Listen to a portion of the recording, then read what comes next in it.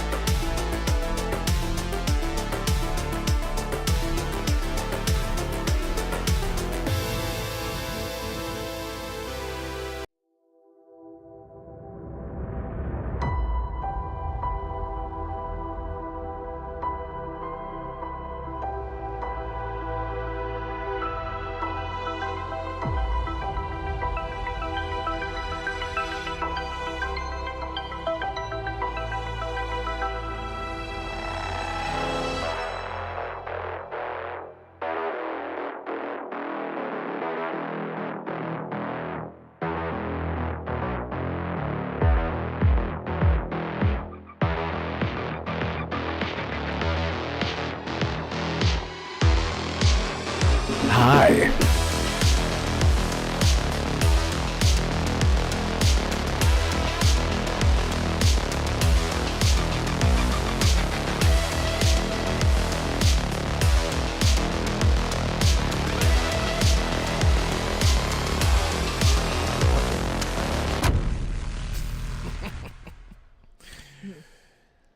Boom. Oh, look, it's not. Oh, actually it is. Look at that. I knew. What am I looking at? I'm like looking at my TV like. Anyway, everything worked out just fine. Hey, welcome everybody to the Renegade Realm Podcast, episode 90. Isn't that crazy? We're in the 90s now. The podcast is actually getting old. Double Red's age. Exactly, double my age. Exactly, because I'm 45. Yes.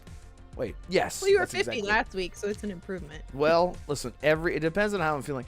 I literally feel like I am like 77 this week because of how cold it is. We were talking about the weather before the show started, and I just want to make sure everyone can hear us. Hang on. Fantastic. It's so cold. I was telling Holly, it's so cold that I'm playing games that I'm so confident in that I can't play because my thumb is like when I'm trying to do stuff, and I'm like, I suck. But anyway, shout out to everyone in chat. Thank you guys so much for being here. Andrew Cullinane, as always, he's all my favorite Irish. He represents all of Ireland with his green. I can't really tell what Andrew Cullinane's profile pic is, but I love it, and it's green. And he's green because he's a channel member, and you guys can become a channel member too if you want to support the show. The channel, it really helps, like, actually a lot. I cannot stress that enough. So thank you so much. It's Timmy. What's up, man? FarQ, who has been helping with the thumbnails because he's making you and I sort of like the what's the word? Not the idol. What's the word for it? The I don't know. We're on the main characters of the podcast. Yeah, essentially, yeah. Red and blue. It makes sense. So thank you, FarQ. Game Seeker, what's up, bro? I was talking to him a little bit on Discord because I saw some of those leaks about Doom and the release date and whatnot. But yeah, shout out to Barry Donnellan. Thank you so much for being here, man. Really appreciate you. Frost says, "What's up, y'all? What's up, y'all?" Game Seeker, Yodani Gazada. Is saying hello to everyone, and hello to you. Biff Rinaldi, thank you for being here. BT Maverick, all BT, ooh girl. BT Maverick, I gotta give you, man, listen, we're gonna talk about Silent Hill 2, because I booted it up just to get some of the settings right, because I am going to stream it. I just wanted to try to get everything to where it's a little more smooth, so that way I can stream that and poop and pee everywhere. And also cry, because I cried everything that I love, because I have some sort of issue. I don't know. It's a good problem to have. I like it. Sorry, who else is here? STP366 says no trouble. Still in better shape than Xbox. Hey, listen, I love your enthusiasm and your passion. Love that. Thank you for being here. I don't know who you are, but thank you so much. Slowlark, yo, what's up? Who says hello? What is up, people X? I hope I didn't I hope that I watch Slowlark have more like a Cockney accent, like Butcher. Read Yodani's. I wrote hello, governor, to Yodani and read back what you just wrote. Let me see. Let me get back here. Blue. Oh, boo, boo, boo. Bing, Second bang, to last. boom. Most. Hello, governor. Oh. Oi, mate. It's Tuesday, isn't it? I love that. He does such a good job at writing the phonetics, exactly, to making a word look how it sounds. It's so perfect. Anyway. Sorry, I don't want to miss anyone because each and every one of you, it means so much that you guys are here. I will never take that for granted. Let's see, who else? Did I miss anyone? Barry Don. Well, yeah, Barry Donlin. Oh, Riskit, what's up? He's like, no, so curious. What time is it, Riskit? It's got to be like 7 a.m., right? 7 a.m. Yeah. What's up, Riskit? Riskit, I want to get you on someday, but you will literally have to join us at 7 a.m., and that would be awful for you. So maybe one day. Today would have been the day to do it. Today? Is he up like super early for a reason? No, just because we're light today. I mean, I thought about it, but I just wanted to be respectful. Like anyone like in the UK or anything, I'm like, I would much rather invite them way ahead of time. That way they can plan out their sleep schedule. Because that's like, get up in the morning. It's by the way, hi Ireland people. I'm sorry, I forgot. Look at that. My Ireland glasses down. Oh, look at that. The lucky glass. Fantastic. Love that. Andrew Cullinane, you should feel represented. You should feel represented. Game adaptation newscast. That's why heat exists. Yes. And when heat works, it will make my fingers not feel like they are in slow motion. Yes. Red, you look amazing. Thank you, Riskit. You do too. You always look amazing. Riskit's got like a very symmetrical, like he's got like a very well-shaped head. It's very like a nice head of hair too. And he does. Oh, son of a bitch! God, I was all happy to see you, Riskit. Now I'm pissed and jealous. You son of a bitch. Son of a bitch. But yeah, thank you so much for being here. Make sure I didn't miss anyone. Shout out to everyone. It says Assassin better be here. I missed that pony. I mean that guy. He's not here today. He has after school detention. He was a naughty little boy, as he always is, but this week he was super naughty, and he won't be because our resident pony isn't here. I brought my wreath pony. Oh my god, it took my brain a second to like process what I was seeing. I was like, what the fuck? That's fantastic. You just hang that up every time PlayStation announces a Christmas release date for one of their games? I should actually just hang it on my door. I was looking for my door wreath. Like, I've had it for years, and it's like biting the dust. So I was like, just throw it away, right? Then I had a Christmas one up that was made of real pine, so I had to throw it away because it was like dead. I was like, all right, I need to buy a new wreath. And I was looking for one, and this came up, and I was like, I mean, how do you not buy a pony-shaped wreath? Yeah. It's impossible. Like, it's literally impossible to scroll by that and say, nah, I don't think so. That's not for me. No. You got, even if you don't want it, you gotta have it, because you never know. That's right. You never know. It had a chicken, too. You better believe I bought that damn chicken, too. Chicken. Where do you hang these things? They're just anywhere? Well, it's supposed to be for my front door. Oh, well, that's what I figured, right? Because wreaths are... Okay. Yeah, and now I'm like, this thing is way too valuable to just hang on my front door. Some little asshole kid's gonna come by and take it, right? Right, exactly. Ooh, a pony. So maybe I'll hang it on my back door or something. There you go. Oh, Gray Monad, what's up, man? So I realized me and Gray Monad have a very similar taste in games. Everything that he has, that I have like hundreds of hours in, he also does. So yeah, Stalker 2, he's probably put it down and taken a break from it by now. And The Witcher.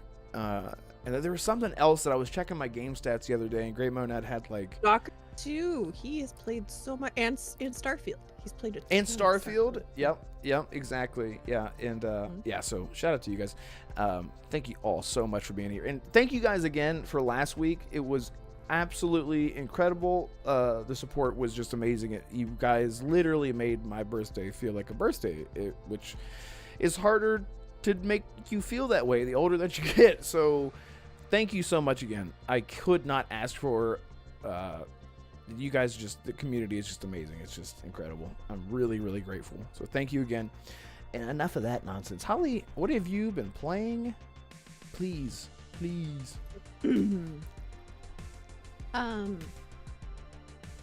Just curious. Did you oh, sorry. BT, yes, after you told me about it, it was on sale, or it was only like $8 or something like that. So I bought it because you recommended it. And it's okay. Okay. Because he accidentally sent me your Silent Hill 2 code, but it didn't say what game it was for. He just sent me a code and said, "Happy surprise." So I tried to redeem it. Right. It was like, "You already own this." And I was like, "Well, I don't know what it is that I own, but I already own this." He's like, "Whoops, that's not for you." That's a great problem to have. Thank you. Yeah. I almost got a free game. No, Almost. Dang it. Yeah. If you put two Silent Hills on top of each other, they go from Silent Hill to you Silent get a Resident Hills. Evil? Well, we finally get Silent Hills. They're two on top of each other. You replace the two with an S. You know what Mountains. Maybe we get Quiet Mountains. Quiet Mountains. Quiet Mountains. Bring from Konami Studios. Oh, look, Assassin. Look, stopping by to make sure Father Holly and Auntie Red haven't gotten canceled. Gotta go. Back to work. Have fun, chat. And remember, respect your mailman. Thanks. And by respect your mailman, he means if you're at least the age of 82, leave your door unlocked and say, "Oh, is that you, sweetie? Why don't you come inside and drop the mail in my bedroom where I am? I'm upstairs and can't get down." This is what Assassin has to deal with. There's a nice quarter in it for you. Come up again. You want to make 2 shillings? Come upstairs. Anyway, shillings. Fantastic. Sorry, there was something that Andrew Cullinane said. It says, he said, "Red, did you join a Creed cover band and not tell us?" I don't know. Do I look like Creed? Well, I'm wearing all the things that I typically wear. I had to wear some nicer attire today because I had a meeting, and I had to change my hat because my ears were falling off because it was so cold. And so I was like, well, I'm just gonna shower after this. If my pipes aren't frozen, now I'm scared. So I just when you go Tinky Winky, turn on your. That's what I'm gonna do. That's a good time to do that. It's a good time to do that. Speaking of Tinky Winky, yo, Colt Eastwood is here. Tinky Winky Buster. No, you guys get the joke, the inside joke. What's up, Colt? It was the first thing I thought of. Right, that's what me too. Exactly. You need to say it. Yeah. So, but yeah, shout out to you guys. But sorry, go ahead. Yeah, go ahead. Tell me what you've been into and how you've been and game life. Game life, what you've been playing. Yeah. It's funny. I was just thinking about it. I think the majority of our audience is actually not American. I think they are in the new great state of Canada, and they are in Ireland, like you said, and there's several in Australia, and there's several in England. I'm gonna do a poll. I'm gonna do a poll right now because I gotta know, because YouTube like isn't American honest. or other. Yeah, like where are you from? Are you guys from U.S., Canada? If I can spell Canada. Canada. Canada. The country of A. Yeah. There we go. USA. A. And UK. I'm genuinely curious to know, because I know a lot of you guys use VPNs, so it's hard to tell. There's Australia too. Oh, is it not part of the UK? I'm geographically challenged. Let me see. Australia. I apologize for that. Yeah, she apologizes on behalf of my of me.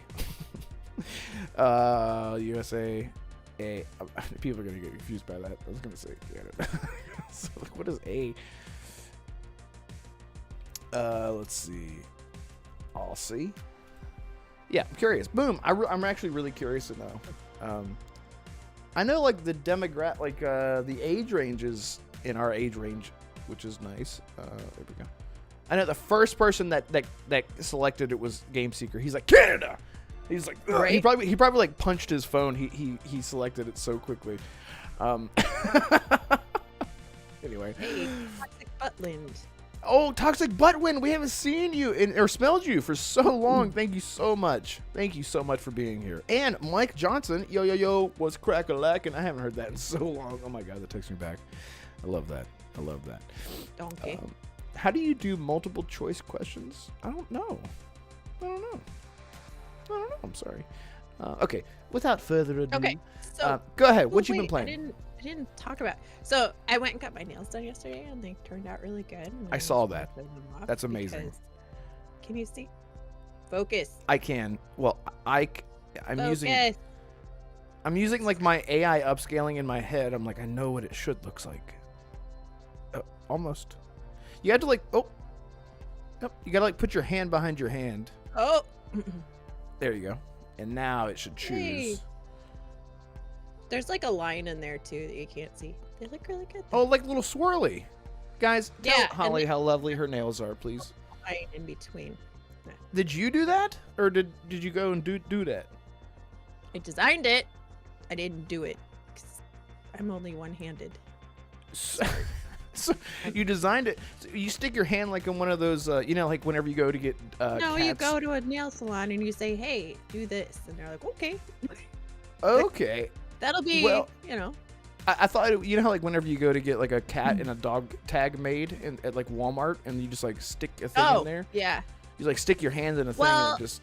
You can buy like press-on ones that are already like done, and you just buy them and press them on, and they last for a few days. Or you can get yours done like this. Okay. Chat, I want you to look at my nails. No, so pretty. You could use a medic. Hey. Yeah. Yep. You chew your nails, bro. No, I don't. No, I don't. I'm just a female at heart. Yes, I trim I chew. I clip my nails and my toes the same day. I cannot stand to have crap under my nails. Like whenever I'm eating food, because I eat like wings and stuff. If I feel just a littlest thing, I'm just like nope, and I clip them. No, I do not chew my nails. I haven't done that since I was like 5. I don't know. But anyway, everyone. Chat. Sorry. All right, continue, please. Sorry, chat. I just really like them, and I thought they were really nice. I got them done for my birthday, and I was like, these are cute. Okay, is it your birthday today? It is not today. No. It has passed? No. Okay, soon. Okay, I just wanted to make sure. Holly's birthday is coming up in 4 days. I'm just a random guess. Okay. Hey, chat. There you go. They love it. Nailgade podcast called. It's a Nailgade. I changed out my room because it's not Christmas anymore. So I put in my Valentine's cherry hearts. They're cherries that are hearts. I love that. And like a year ago, it is the 27th. A year ago, I totally forgot. I ordered the Chillax from Pal World. Oh my god! I was like, is that a Pokemon? That's fucking awesome. I didn't know that they made merch. Of course they do. What is that? Is that official? Oh, you got an espresso. Oh my god, that is fantastic. Oh my god. Look at his tail. Oh my god. Amazing. Is this? I love how the spike is like in his head. The pickaxe is like. Oh yeah. Is it like supposed to look like it's in his head because it's like halfway cut off? No, I think he's just depressed. That is fantastic. I love that. Oh my god. I forgot. This box showed up at my door, and I was like, Lord knows what I bought. And then I was like, oh my gosh, I ordered these like a year ago, seriously. But it's the year anniversary of Bow World. Yeah, it is. Wow. So I thought it's a good time. It was good timing. They came now. I'll put them out. It's the year anniversary of Pal World, right? Yeah. And then he doesn't care how he's laying. he's just like, kill me. I'll jump off. Yeah, exactly. Exactly. and then, sorry, I have to do that because it's Dude, Where's My Car? It's like, gonna be, that. yep. And then, Yep. Bethesda had an amazing sale over the holidays, and I finally got what's been on my wish list for like ever. So it is, hold on, it's Doom, right? Oh my god. And the spike actually, like, you could take the spike off, and then there's like fake blood droplets on the inside. What the That's blood. Amazing. What is this? And wait, and it's Daisy the rabbit. Everybody knows I love rabbits. Like, my whole like upstairs is decorated with rabbits, but her head is magnetized to her body. Why? So you could put Daisy on here without the pike, or you can display her my god. in the miserable glory that she is. And there's lore that comes with this. It says, Are they connected? it says Is this it's got Doom? a whole, So it's Yes. meant for that? so Okay. there's lore. Okay. The lore behind it is exactly on the box. It says, it is said that the Slayer's everlasting war with hell is one of vengeance for Daisy. Oh, like nobody knows for sure. so This it's was like his favorite it's like the Doom Slayer was like had like a little pet rabbit, and one day it just got like obliterated, and he was like, motherfucker, and just puts on a suit. That I That's would it. love if that was true. It's like a John Wick story. Exactly. And you're like, the Doom Slayer was about to retire, sir. It's like, whose sword is that? Whose sword is that? It's like, is that the Doom Slayer's sword? Is that the Doom Slayer's rabbit? What have you done? And then the rest is history. That's amazing. I love that. Yeah, thank you for sharing that. I love that kind of stuff. Yes. Pal World's a year old. What the hell? That's crazy. That's insane. We gotta get Insane. back. Biff, I've seen you play in Power World recently. I really want to go back and play that more. Yeah, I do too. And now that I'm in a good space, we'll talk about what I'm in a good space for, because I have been playing something again, and it's, oh my god. I'm sorry. Continue with what you've been playing. Oh yeah, so actual games that I've been playing. Yeah. not playing with the children's Toys, toys. yep. That Yeah, I love it. So I have been working on Indiana Jones still. I'm over 40 hours now. I'm in Syria, but I still have a little bit of stuff to clean up from before this area. And then I've been playing Fallout 76. Game Seeker, I am on the first bonus page now. So I'm level 102 or 103 in the season pass. And I started over the weekend. I started Dungeons of Hinterberg, which came out this summer. It's like the cell shaded dungeon crawler. They announced it, and I watched, and I thought, I love dungeon crawlers. I actually really like dungeon crawlers, and but I thought, I'm not sure about the art style on this, or it seems a little like there's just something about it that like kind of turns me off a little bit. So I thought, okay, I'll put it on the list. It's in Game Pass. I'll get to it, right? I downloaded it, never tried it. And then this last weekend, I started it. It is amazing. It is so good. It's got like relationship building, and which isn't really my thing, but it's short and kind of gives you perks to do it, right? Mm-hmm. So we do that, and oh yeah, Slow Lark, yay! Yeah, look at that. Dungeon Bros. Hinter Bros.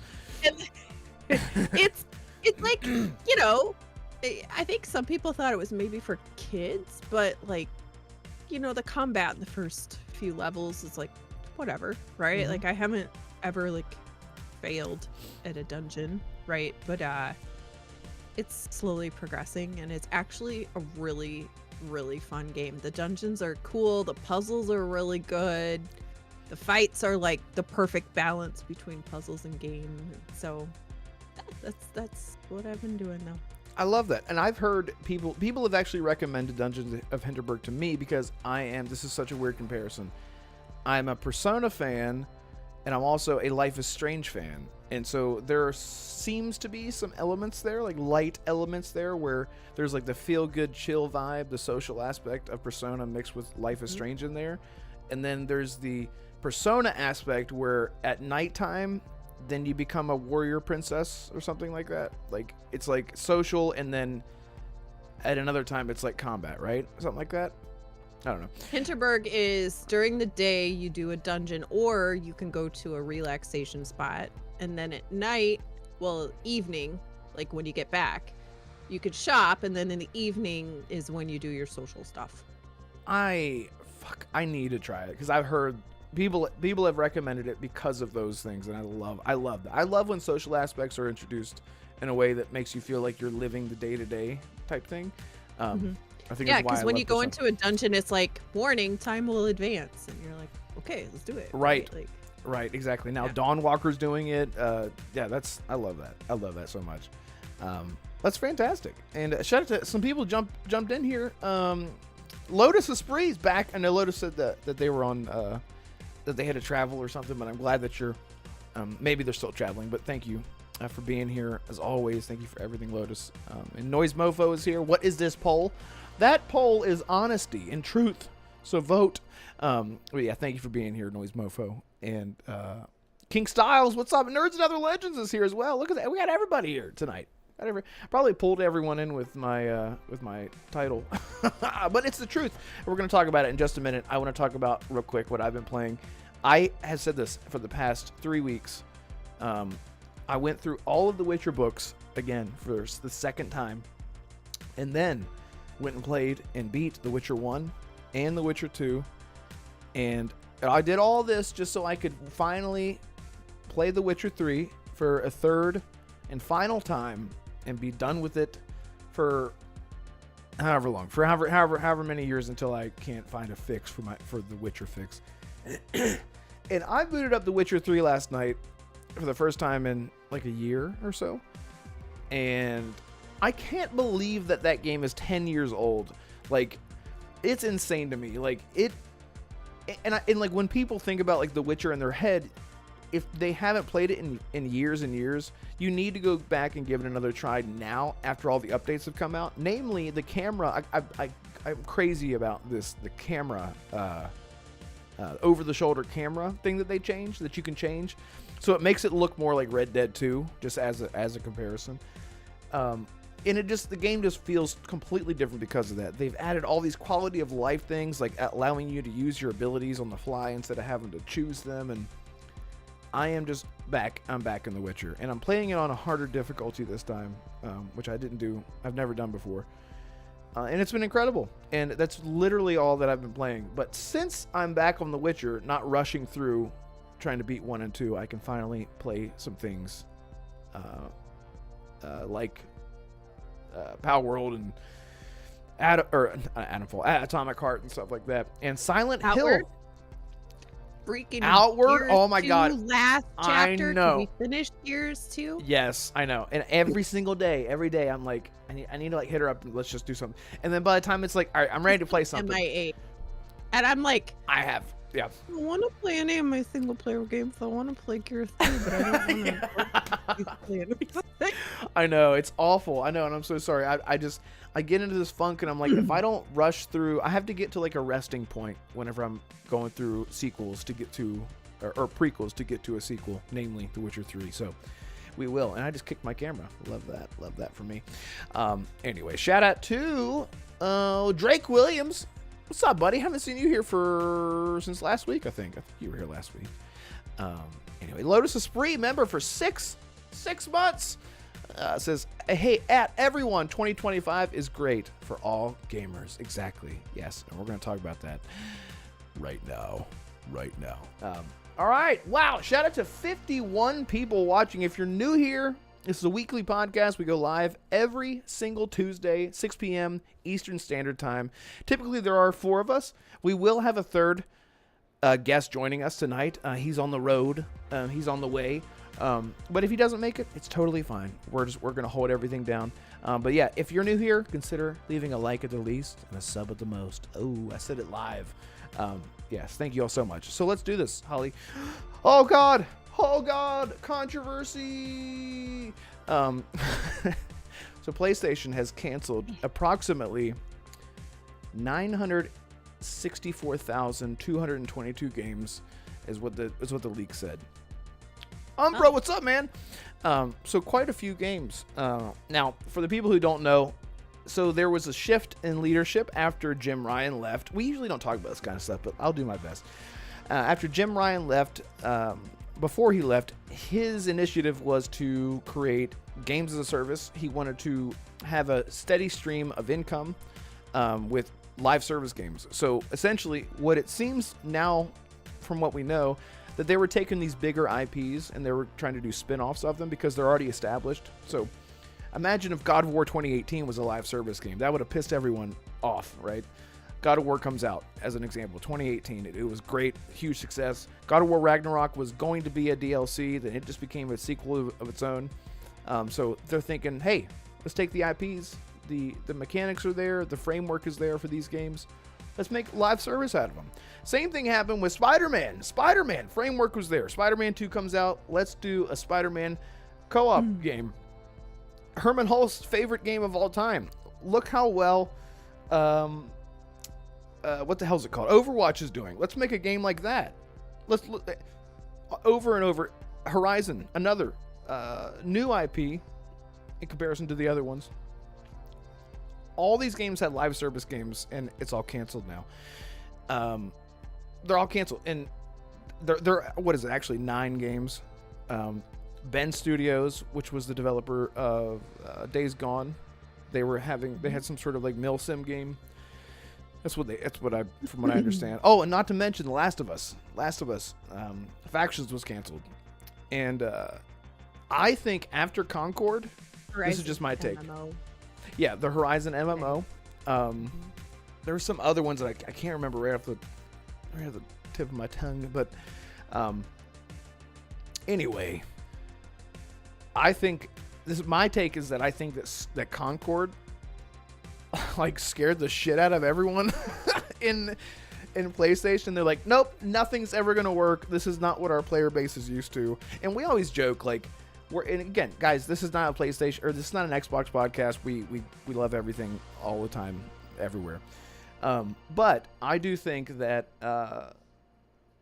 what their player base is used to is the single player big cinematic games, and it's not necessary. It doesn't make sense for live service games like that to be exclusive, let alone make an IP make a game that's based on an IP that's on exclusively one platform, and then a genre like a games as a service or like a hero shooter that should be a free-to-play game that would do much better as a multi-plat, I guess. So my take is that I think that they were pooping their panties, and I immediately regret at saying that. But I think they got really scared after Concord, and they were like, F this.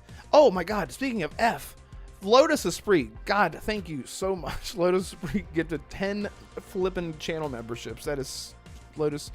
Lotus, you're supposed to be working. Thank you so much. I really appreciate you. God, Lotus is such a legend. God, thank you so much.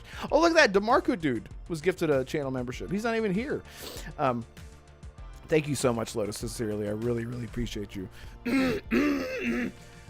Anyway, I want to know what you think about all the stuff that's happening with PlayStation live service cancellations and whatnot. Do you think this is like a knee-jerk reaction? Because it kind of seems like it. Again, I'm sorry. I wanted to say one more thing. I think it was like last year, there were tons of games that were canceled years prior to us finding out. And that was sort of like a wake-up call for me personally that made me realize games get canceled and projects get canceled, movies get canceled, TV shows get canceled all the time, and we never hear about them. But because this was such a, I guess this was something that they were leaning on,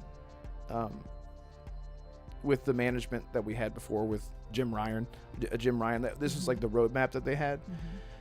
It seems like a knee-jerk reaction now because they're like, never mind, that's not what people want. F it, screw it all. But or is it just really one of those? We shouldn't have known about this kind of things. I don't know. I'm talking a lot. Go ahead. Umbra was showing him off earlier, so he's up there because it was too hard to get him to stand. Oh yeah. So first of all, I think they wouldn't. I could be wrong, but I don't think those games would have been PlayStation exclusives. I think they would have been multi-plat in the sense that they would also be on PC, because I think every one of those games, those single player games, has a port to PC as it stands. So it would make, except for obviously the ones that were like new, right? Like the Ben Studios one sounds like it wasn't based off of an existing IP that they had. Right. But I assume that all of those would have been PC, PlayStation, just like Helldivers is, because you need a player base. Having said that, as we know, it takes a while for when a leader comes in and when a leader leaves to see sort of the fruits of their labor, right? So when a first person comes in, even if you're starting something from scratch, you know, it takes a while to get up and running, a new business, etc., right? Let alone when you are the new head coming in and taking over what somebody else started to kind of get their stuff mostly out the door and yours coming through. So yes, all of the stuff that we're seeing now for the most part is from the Jim Ryan era, and I blame Jim for the failures that they were.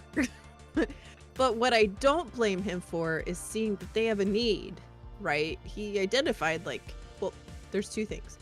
There's a need, there's a point where you identify, hey, we really need some multiplayer games. We just don't have that, right? Like Xbox has multiplayer galore, right? We have very few.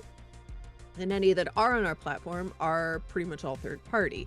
So he saw that that was a need for them for their first party. So that's a good thing. The problem is that if you're trying to chase games like Fortnite or insert popular Minecraft, right? Those are lightning in a bottle. You just don't create those when you say, I'm going to do a new live service game. Look at Suicide Squad, right? Perfect example. So, they should have been better about moving forward with a blended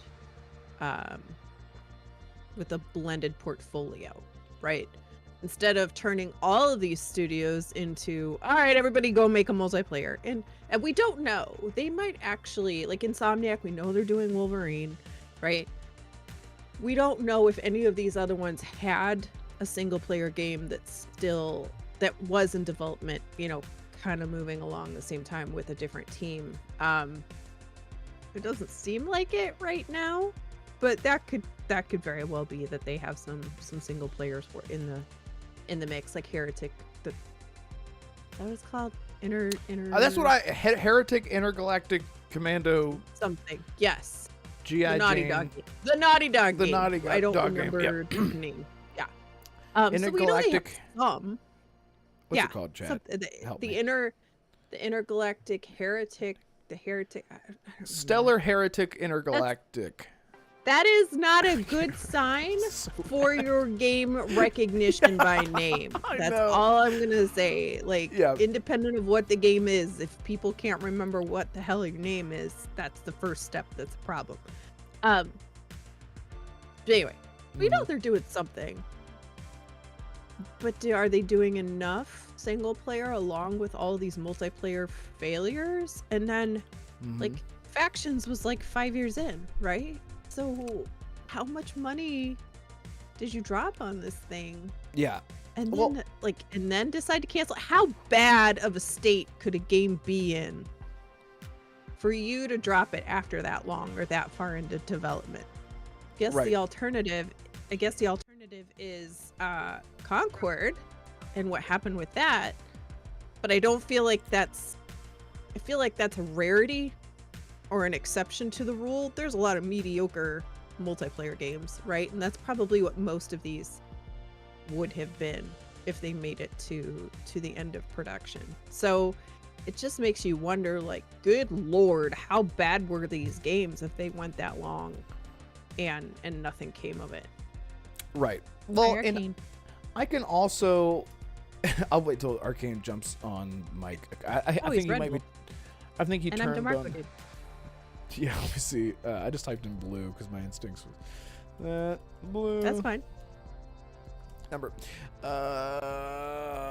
Get Arkane here. Arkane Realm. There we go. I think they probably and I also don't think it was a bad idea for them to take existing IP that are well loved and try to find a way to spin a multiplayer out of it. I don't think that's a bad idea. Mm-hmm. I mean, you're already getting people who are willing to want to buy into it, as in go play it, because they know these characters and they have a deep interest in these specific characters. So that's not a bad idea. Mm-hmm. And I can also understand from a business perspective, I can also understand the mentality of, we need to get a bunch of these games rolling live service to get a steady flow of income to fund our big single player first person or third person cinematic. To keep them first party exclusive as well, right? Because we know that, But then also, on one hand, it's not a bad idea. On the other hand, you look at some of the failed times when people have been forced to make a live service game. Suicide Squad again, right? Arkane with Redfall. And I will even say Fallout with Fallout 76 was an absolute freaking train wreck when it came out, right? Total disaster. Yeah. It took them years, but they were committed to it. And it had good bones to begin with, right? The idea was sound because the Fallout world allows for that type of game. You just have to be able to get your product up to, the place where it needs to be to have something that people are interested in playing, be able to support it. But Bethesda was invested in it and were willing to keep going at it. And I think Microsoft is they're doing okay. Right there, right? They're not going to shut it down. It's not doing absolute killer numbers like Fortnite, but what does, right? So as long as it's functional, as long as people are playing it, it got a big uptick after the Fallout series. That's another reason to not get rid of it, because now, while you've got Fallout 2 and Season 2 in production, you have something for when people kind of come in and out of it. So, it's sort of the exception to the rule. And I think if Sony had been able to get 1 or 2 of these, I think what they should have done is pick 1 or 2 and not do 10, right?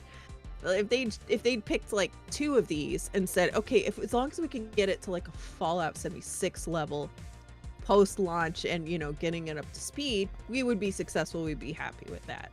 Mm-hmm. That's what they were thinking. And speaking of thinking, the man with the brain, the man with the new, I see you're upgrading your background. Look, it's looking good, man. I feel like I can look at you without being like, oh, brother. It's looking good. And you speaking of Fallout, that's what I should have said. You got your Fallout hoodie on. Arkane Realm joins the podcast. Vault 111. Look at that. Fallout 3 or Fallout 4. Right? Fallout 4? Yeah. Fallout 4. It's Fallout 4. Okay, and, what in the actual fuck? Hang on. What the He's a robo-brain. He's a robo-brain from Fallout. Do you have... You're just full on robo... Yeah, you literally sound like... Wait, say something again? That was... Okay, no, hold on. This is great. I love it. Yeah. Is this how you talk to Assassin when you two have your calls? Exactly what's going on here. He has a robo fetish. No, you're good. Keep doing your thing. We'll figure it out. Real quick, shout out to Palpatine. Haven't seen you here in a while. Good to see you. Sorry, let me catch some chat. I saw some chats. I try to. I remember when the show was smaller, I used to just grab everyone's chat, and it's hard to do that. Yeah, shout out to Umbra, Drake Williams. Okay, how about now?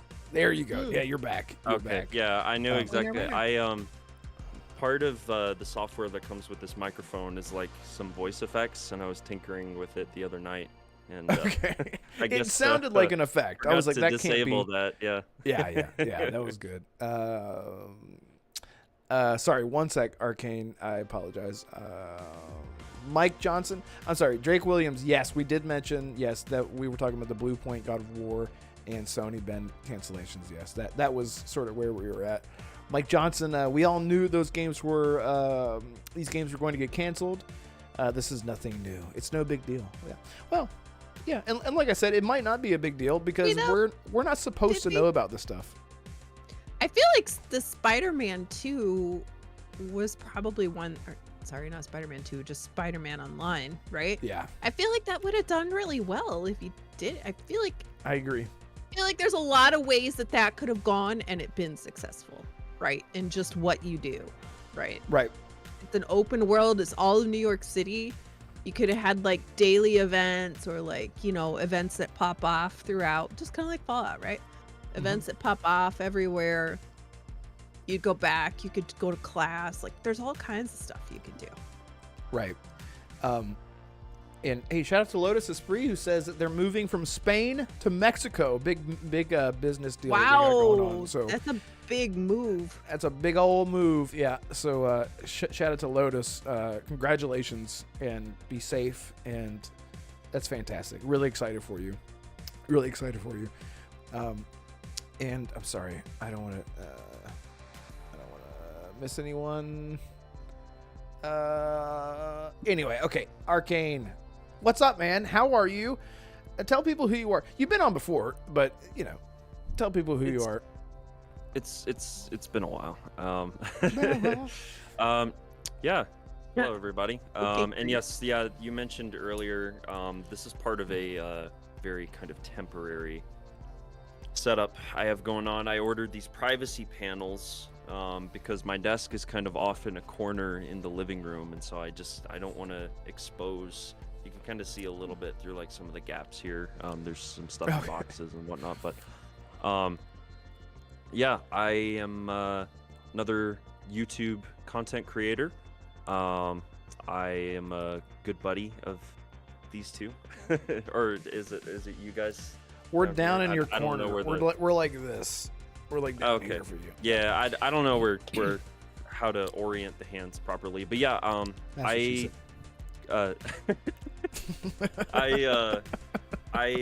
create a lot of Arkane Studios content on YouTube, like a lot of Bethesda focused stuff. But this year I do want to try to make more of an effort to, namely, be more consistent in my uploading of content, and then number two, just be a little bit more experimental in the kind of games that I'm talking about, that I'm covering. But yeah, I figured I'd jump in and chat with you guys about what's going on, because there's been a lot going on in the industry right now. Yes, a lot. Yeah, bro. Hey, real quick, what have you been playing? Has there been any one big game that's been taking you? I know you're busy right now. You're a Faja. Well, you were already a dad. You're a daddy. Now you're a zaddy, because as the age goes up, the letters change, they say. I don't know.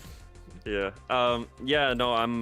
My wife and I announced it on social media and on my channel community tab. But my wife and I are going to be expecting another child later in the year. So we're excited about that. Ready to bring this new life into the world and give it all of the love and affection we can. As far as games, honestly, yeah, man, I haven't had a lot of time. It just feels like I never have the time. I always have something going on. I still have not managed to complete Indiana Jones and the Great Circle, which is just incredibly frustrating because there's something going on that always prevents me from playing it. That and the fact that like my graphics card is like 6 or 7 years old at this point. It's so out of date, but I don't have the money to afford a new one, so kind of screwed there. Yeah. But I'm trying my best to kind of make my way through it, just kind of chip away at it very slowly. I've really been enjoying it. I think everything that I've played so far is like Machine Games just knocked it out of the park, which I knew that they would because I'm such a huge fan of the Wolfenstein games that they produced. Beyond that, a little bit of Marvel Rivals with you and Assassin and Colt Eastwood and DeMarco a couple nights ago, and that was a lot of fun. God, it was wild. Oh my God. Yeah. I got MVP as Jeff the Land Shark, so that was great.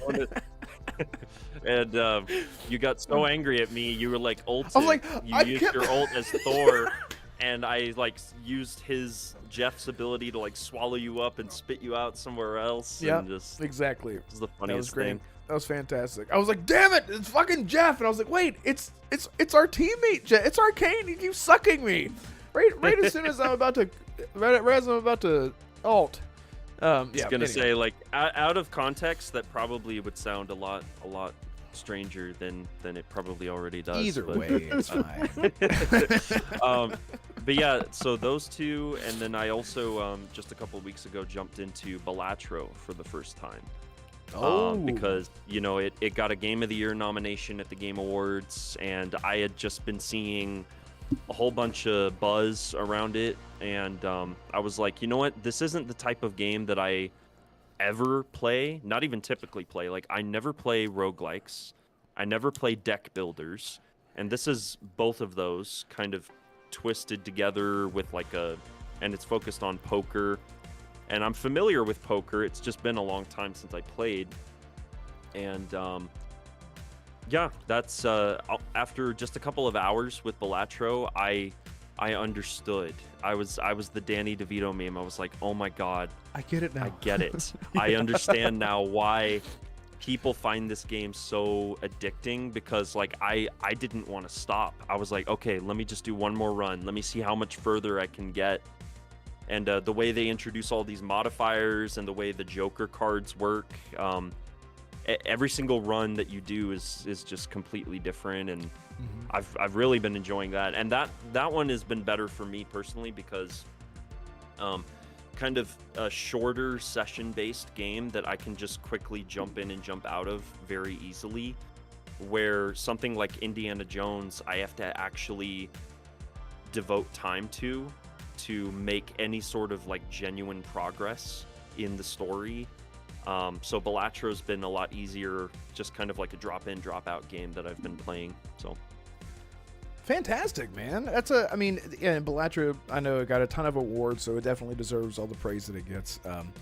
My addiction, I just found out recently that Gwent is on, well, you know how like you know something and then years go by and you're like, I already knew that, but I forgot that I knew. Gwent is on mobile. Oh my God, I was like, holy shit, I'm about to lose my life to this. So anyway, if I wish Gwent never went away from console, because I loved that game so much. But they took that off of, you're talking about like the separate Gwent, yeah, like the standalone thing that they released. Yeah, they did a standalone thing. It's crazy they shut it down, but they left it on mobile because I guess the market's that's really where it was targeted. But anyway, but that's great that you're getting time in.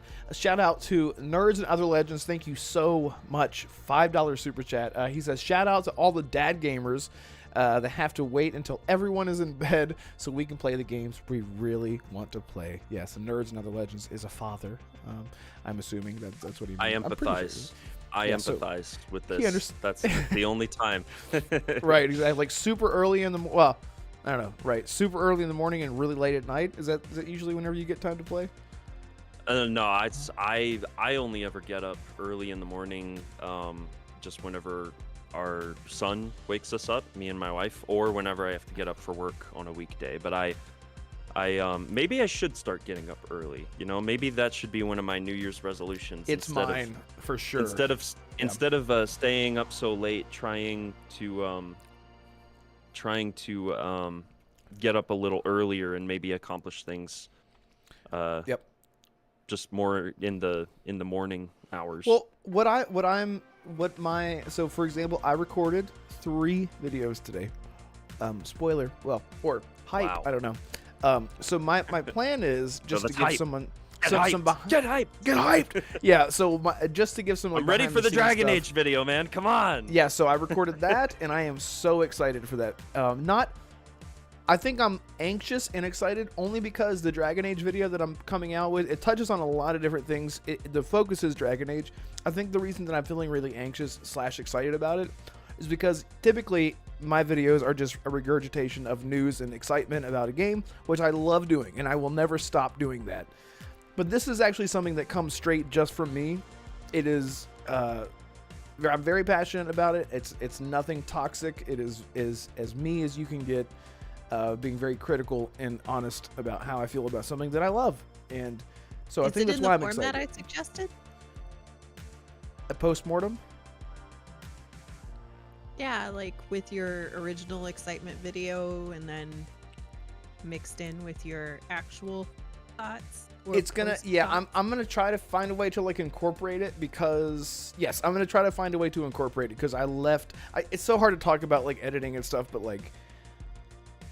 Everything has its place, and there is a small space for that I'm trying to. I want it all to make sense without sort of like deviating from the whole point of the video.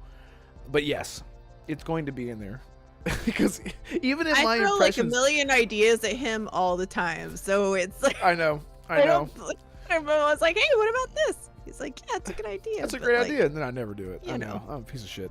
Well, that's not a negative on you. It's just. You know, we need to, Holly, you need to become a content creator. That's what you need to do. Anyway, no, shut. Oh my God, we ain't gonna do that. Anyway, I forgot what the hell I was gonna say. I was gonna say record a lot of your content. Arkane is just advice. What I'm starting to do is record all my content and just be done for the day. Then I will get up early the next day, have all the time in the world, and edit everything, and just be done with it. Instead of rushing and all this stress and like I just recorded. Now I got to hurry it up and edit. Now I got to make the thumbnail. It's like just record it. If it's not time sensitive, edit it tomorrow, so you can wake up and just I am trying to approach 2025 with a very similar attitude. I've been getting recommended a bunch of like. Motivational or like inspirational kind of videos in my YouTube feed over the past couple of weeks because we know how the algorithm works. It's like you watch one just way off topic thing from what you normally watch, and then the algorithm will recommend all of that similar type of content. So I've had a bunch of stuff pop up like, you know, this is how smaller creators are going to blow up on YouTube in 2025, and I'm like, all right, for shits and giggles, I'll watch this and see what this guy has to say. And then I watch it and I'm like, okay, that's sound advice. So, and there's this one creator in particular. His name is Jeff Lubin, I think. He makes like these kind of short form videos and just kind of giving advice to smaller creators and smaller channels. But a lot of the stuff that he said really has like stuck with me since I like found his channel just about a week or two ago. And I'm like, oh, okay, wow. And I'm like coming back to his stuff, just kind of, I do have it with me. Sorry, I know I'm getting off track here. Just kind of talking about stuff for the year, but I also got a brand new journal. Ooh, nice. That I want to start like actually physically writing down, because that's one of the things he recommends you do is very like you physically write down your goals, like what you want to accomplish and how you want to go about accomplishing them by establishing a sort of system for how you're going to be able to circumnavigate these things. And so yeah, it's just it's really exciting. I've got a lot of ideas. I've got a lot of stuff I'm working on right now. Even though you and I spoke very briefly just the other night, actually, about just like ideas and just sort of shooting the shit. But I was working on a thumbnail for a video that I want to do, and then my computer just completely shit the bed, and I lost all of my progress on it. So I'm gonna have to do the whole thing over again. It's all right. It's like it's just a loss of time. It's a small inconvenience, but yeah. Anyway, enough about me. That's what I've been up to. Yeah. So no, it's great. It's great to have you, man. And again, we'll make the most out of the time that we have here. So real quick, so before you jumped in, we were in the middle of talking about what's going on with PlayStation. And I'm so sorry. Real quick. Again, thank you so much, Nerds and Other Legends. Thank you so much, dude. Another $5 super chat. He says, my gamer dad confession. I hate playing video games with my little ones. They are terrible at it, but I must let them win while pretending it's all fun. And I can only imagine where it's like, I'm trying to take this seriously. Like, I remember I tried to, on the other side of the family, on the lady side of the family, her nephew, like, you know, he's like 8 years old or whatever. And I'm like, let me show him The Witcher. And he just like jumps in there and starts hitting animals. That's and hitting 7 or 8 people. years old. And I'm like, listen, you can't be, because I was like, no, you can like run around, like ride the horse, because I like, he saw me playing it, and I'm like, I want to ride the horse. And I'm like, okay. So he jumps on the horse, starts running over people, and he's having the time of his life. And I'm like, you are not playing this right, boy. You are not playing this right. You are not ready. And but boy. You know what, boy, yeah, exactly. So I was I had one of those moments. This is the closest thing to a dad that I'll ever, a dad moment that I'll have with kids in games. But I totally get it. I totally understand that, Nerds. Thank you so much for the super chats. I really appreciate it. Shout out to Lotus Esprit for the gifted memberships again. Thank you so much. But yeah, let's jump back into this before we lose the tip of the spear. Yeah. I don't know if that's before we've lost the plot. So you lost guys were the talking plot. about Yeah. the PlayStation games being canceled, which yes, I guess I'll just kind of I don't really have and I'll be right back. a lot of like in-depth thoughts on this, to be perfectly honest. I'll be brutally honest here. I feel just very indifferent to the whole thing. We're seeing so many stories like this every single day. But I understand why this one in particular is really bothering people, because Bend Studios and Bluepoint have made some really good games in the past. You know, Bluepoint obviously handled the Demon's Souls remake, and then Bend handled Days Gone, which, depending on who you ask and what time of day, is either a really good game or a really like below average zombie game. But regardless, mixed, right? Yeah, I've heard it's good. You know, I might try it out one of these days. But and the Demon's Souls remake too. But the idea that Sony and PlayStation would take these studios that have essentially zero experience in a multiplayer live service environment, or like they don't have the knowledge or the experience necessary to kind of make a game like that work. And this is just the latest in a trend that we've seen for the past God knows how many years. Like, single player studios who are traditionally known for single player games that are being forced to make something that is so outside of their comfort zone. And almost every single time essentially, it has fallen flat on its face. But I think this whole thing just goes to show, and a lot of people have been saying the exact same thing, is that Jim Ryan and his push to make PlayStation focus almost entirely on live service games for first party and their first party development studios, colossal mistake. From the get-go, that was the wrong decision, and I think we're already kind of seeing the fruits of that horrible calculation of his come to bear. I mean, Helldivers 2 is really the only major success they've had in terms of their live service. It's not even theirs. And yeah, exactly. It's Yeah. not even theirs. And another thing too is that it's an anomaly. Helldivers 2 really was kind of just like, I know Holly, you're not fond of the game, but it really was like lightning in a bottle. It came at almost the perfect time, and the way that Arrowhead has handled the live service of that game, in my opinion, as somebody who's been following it pretty closely, has been just exceptional. Like very gamer friendly, and it's also one of the few live service games I've seen where you can earn the premium currency just by playing the game. You don't have to complete challenges, you don't have to do this and do that, do 100 different things. You just play the game and you can find caches of the premium currency on the maps that you play on. And so if you play enough of it, you can earn enough premium currency that you can actually purchase the premium battle pass. And so I just think the way that Arrowhead has handled it has been great, but yeah, just this whole thing is just it's a total shit show. This whole thing with PlayStation, and just makes me roll my eyes when I'm seeing people console warring over this, and it's just, yeah, so I don't have a whole lot to say about it. It's unfortunate that Bluepoint and Bend have had so many years of development time and resources essentially wasted. And so who knows how long it's going to be before we even see what their next project is. But yeah, just like a God of War live service game. It's a real head scratcher. Like, I don't know who thought genuinely that was a good idea. I don't know.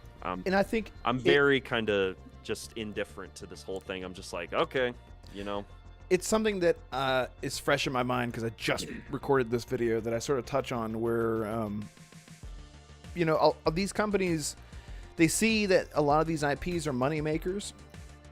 And so they know that it's like a one and done. Yeah. And so like, it's a one and done thing with single player, story-based games that are fantastic. But it's one and done, and then the sales drop off because everybody that was hyped for it pre-ordered it 10 years prior, and they played it, and it's done. And so because these IPs are already established, a lot of these companies are taking the IP, slapping it on a completely different genre, and saying, buy it because it has the name God of War on it. It has the name Spider-Man on it. It has Dragon Age Veilguard on it. BioWare. Yeah, I heard you guys talking about the Spider-Man one too, because I just like everybody else, I saw the trailer that leaked. They had like this B-roll trailer of what this live service co-op Spider-Man game from Insomniac would have looked like. I don't even think that would have worked. I don't even think the Marvel or Spider-Man license would have been enough to save that game. Just be brutally honest. I don't even think that one would have worked out. Really? You don't think a Spider-Man co-op game? We're swinging around, that shooting? one was the obvious win. No. I don't think it would have worked out. I just think because it's Spider-Man. Like, you can do anything with Spider-Man, in my opinion. It's like, I guess, but you can only go so far with a really popular IP or intellectual property. I mean, I'm basically, not that I'm comparing. This isn't like a perfect comparison. It's kind of apples to oranges. But I mean, think about Suicide Squad. I mean, that concept works as a co-op game. It was the way that they executed it, where they focused almost entirely on like, oh, it's a shooter, it's guns, when it's like, Captain Boomerang doesn't use guns. It's in his name. He uses boomerangs. Like, what are you guys doing? These are all... The only character that should have had any access to guns would be Deadshot. Like, there was a different way they could have designed that game. And maybe there was a different way they could have designed the Spider-Man game. I don't know. I watched that trailer, and I didn't see anything that was truly like, wow, this is going to change the game. Like, anything that was truly remarkable about it. I was just like, yeah, better off that they canceled that, in my honest opinion. Sorry, that's my hot take, but I don't think even that one would have worked out, to be completely honest. It's totally fair. It's totally fair. I think that the bigger conversation is how higher ups are abusing IP, Cash just in cow general. model. Yeah. Oh, 100%. Yeah. And with where the industry is at right now, we're going to be seeing a lot more like, new IP and at least in the AAA space, and these new and innovative and fresh ideas, or in the case of something like Concord, these like Overwatch copycats. It's like you can't get away with the bare minimum anymore. And so what studios are going to start relying on a lot more, and this is actually something I want to make a video about, is licensing. Like, I think one of the best recent examples we've seen of how to do a licensed game and do it properly is Indiana Jones. Like, I'm not even halfway through the game, and it's already like, I grew up on the original trilogy. I'm like, this is such a pitch perfect capturing of the magic of that series, of those original films. Mm-hmm. And I think that a licensed IP is just a safer bet in today's climate. So, when I think about, for example, like Arkane Studios working on Marvel's Blade, I think that right now in this climate is more of a safer bet than, unfortunately, I hate to even spew this out of my mouth, it's a safer bet than a Dishonored 3 at this point. Is the way I see it. I'd love to see a Dishonored 3, but working with these established and really popular IPs seems to be kind of the direction that the AAA industry is going in, or even not even just licensed IPs, but just popular franchises and IPs in general. That's why we're getting so many sequels and remasters and remakes of old games, is because the AAA industry has become so averse to risk and new and fresh ideas, and that's why we're going to see a lot more of the new and fresh ideas in the AA and indie space, as we've already been saying. Yeah. What makes me sad for, sad isn't the right word, but and I know partly it's because Herman Hulst came from Guerrilla Games, but oh god, don't even get me started on that guy. Sony seems to just really be digging deep on Horizon and just all in on Horizon. And I just don't understand that at all. Like, yeah.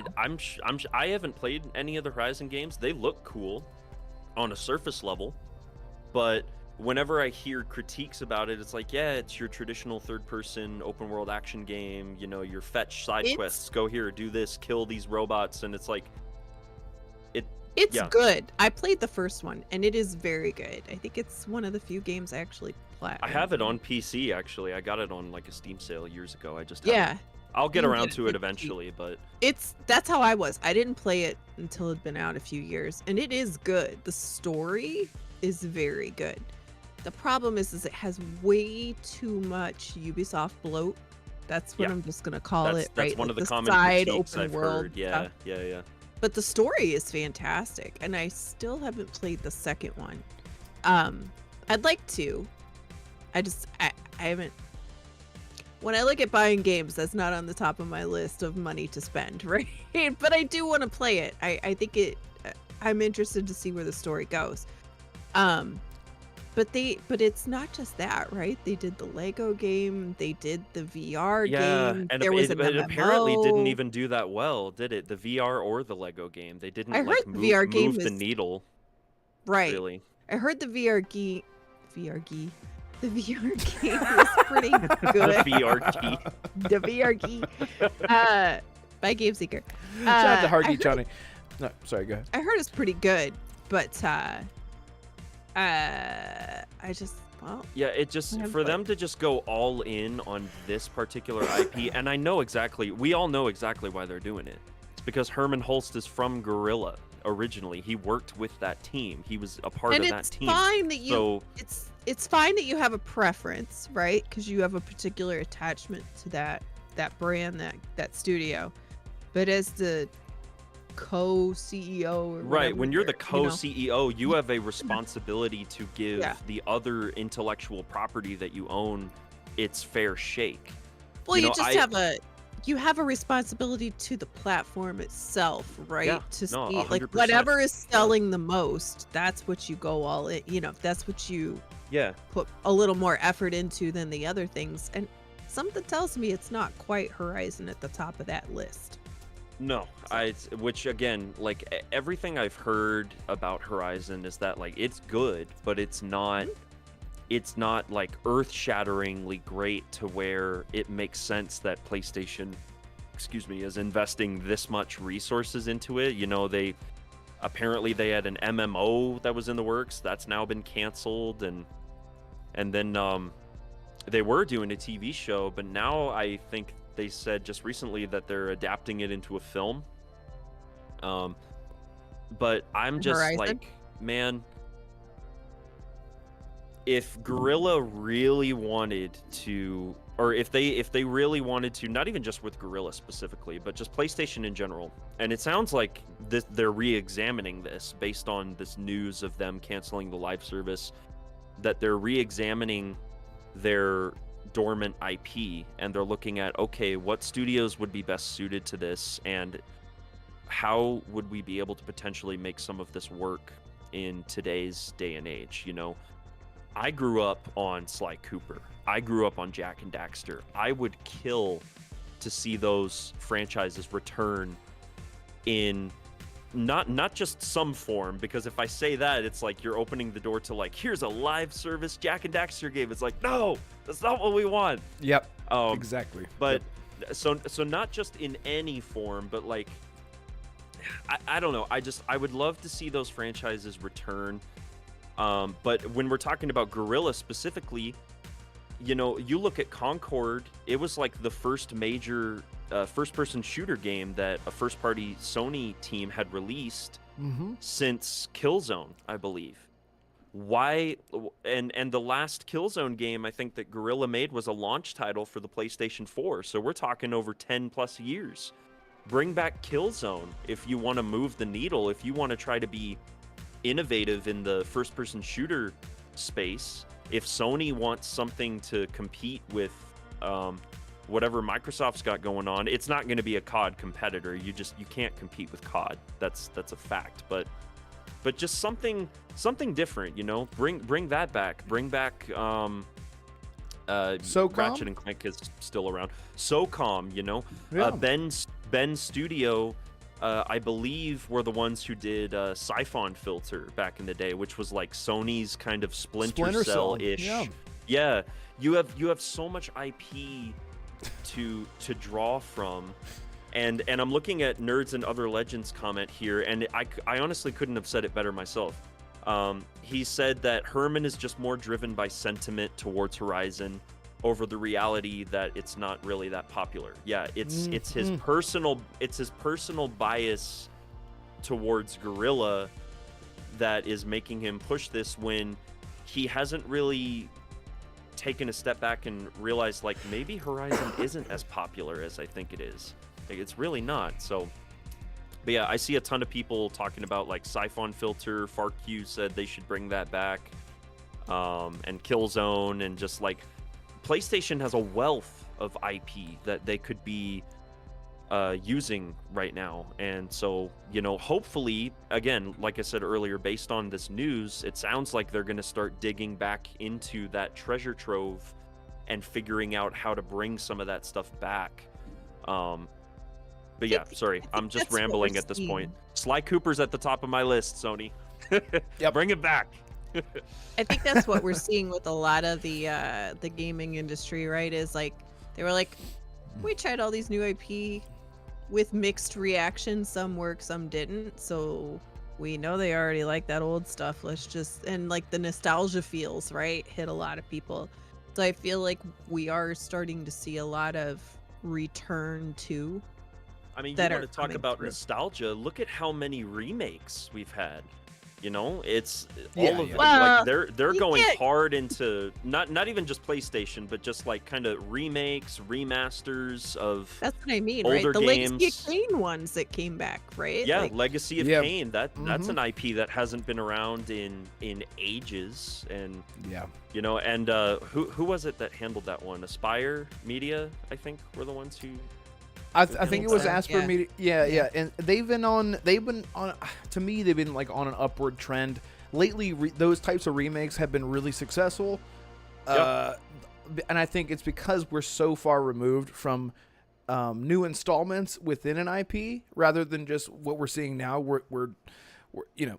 Okay, I'll say this: Marvel Rivals is the perfect use of an IP because it actually makes sense in that universe. For example. Just comic books stuff in general, it like that kind of stuff makes sense. I think it's the delivery that people are really getting upset about. Like I think you mentioned, or I don't know if you mentioned Gotham Knights. I where didn't everyone- mention that. I don't talk about that one. So like that game, all people wanted, for example, was another Batman game. Okay, so we have another Batman game coming out. It's Gotham Knights, and it's a bunch of angsty teens crying about their dead dad, spoiler, and they're gonna go out and they're gonna save the world on their own time in the night, how their father trained them or whatever. It's a good idea on paper, but the delivery was really not there at all. So whenever people get excited for like a new IP, Jesse James says, say Siphon again, Siphon. I think that the expectation has already been set. PlayStation has already dug their heels in years and years ago whenever it comes to the types of games that people expect from them. So, and remember, guys, people that people on Xbox, on PC, and on PlayStation, we're all playing the same games. We're all playing Call of Duties, and we're all playing the Witchers and the RPGs that get released everywhere.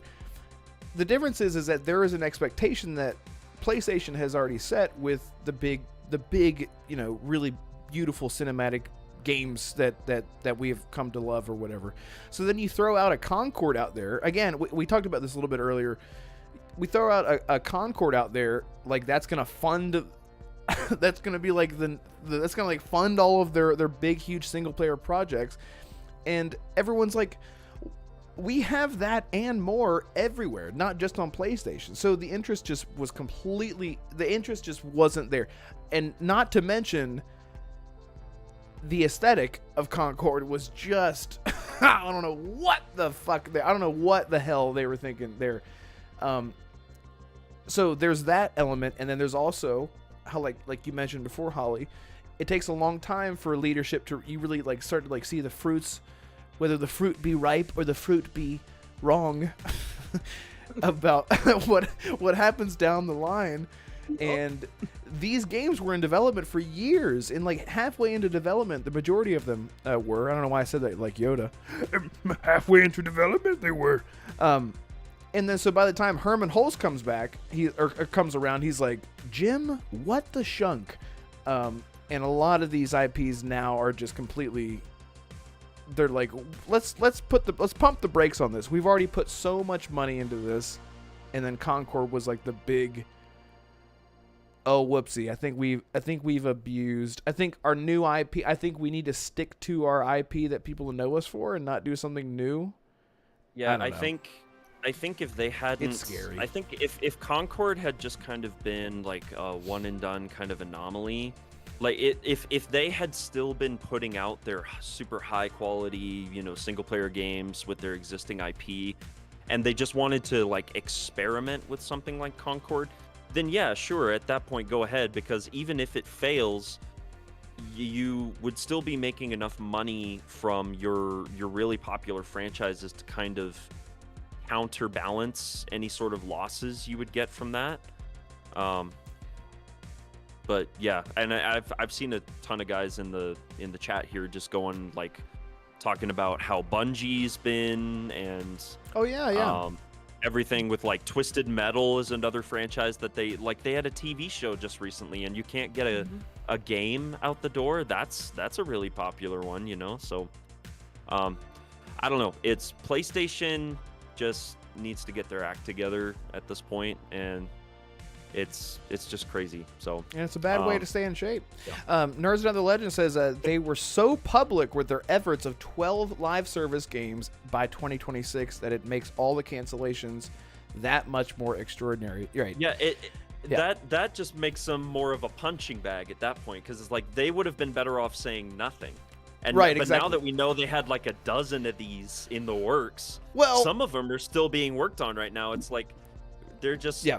a punching bag right now for everybody. Everybody's like, what are you doing? Like Chris Hansen, you know? Exactly. Take a seat. Yeah. Take a seat, Phil, or not Phil. Phil. Well, Take a seat. Phil. Take a seat, Herman. Just tell me Why'd you what take you a were seat? planning So why on did doing you come here. here, Herman? What was your plan when you came to PlayStation, Herman? Well, I thought. Never mind. I don't want to get anyway. So yeah, I don't know. Holly, do you have any other thoughts You're on making a PlayStation? mistake. You're making a mistake. No. I came here to save PlayStation, so you're telling me. Go ahead. Sorry.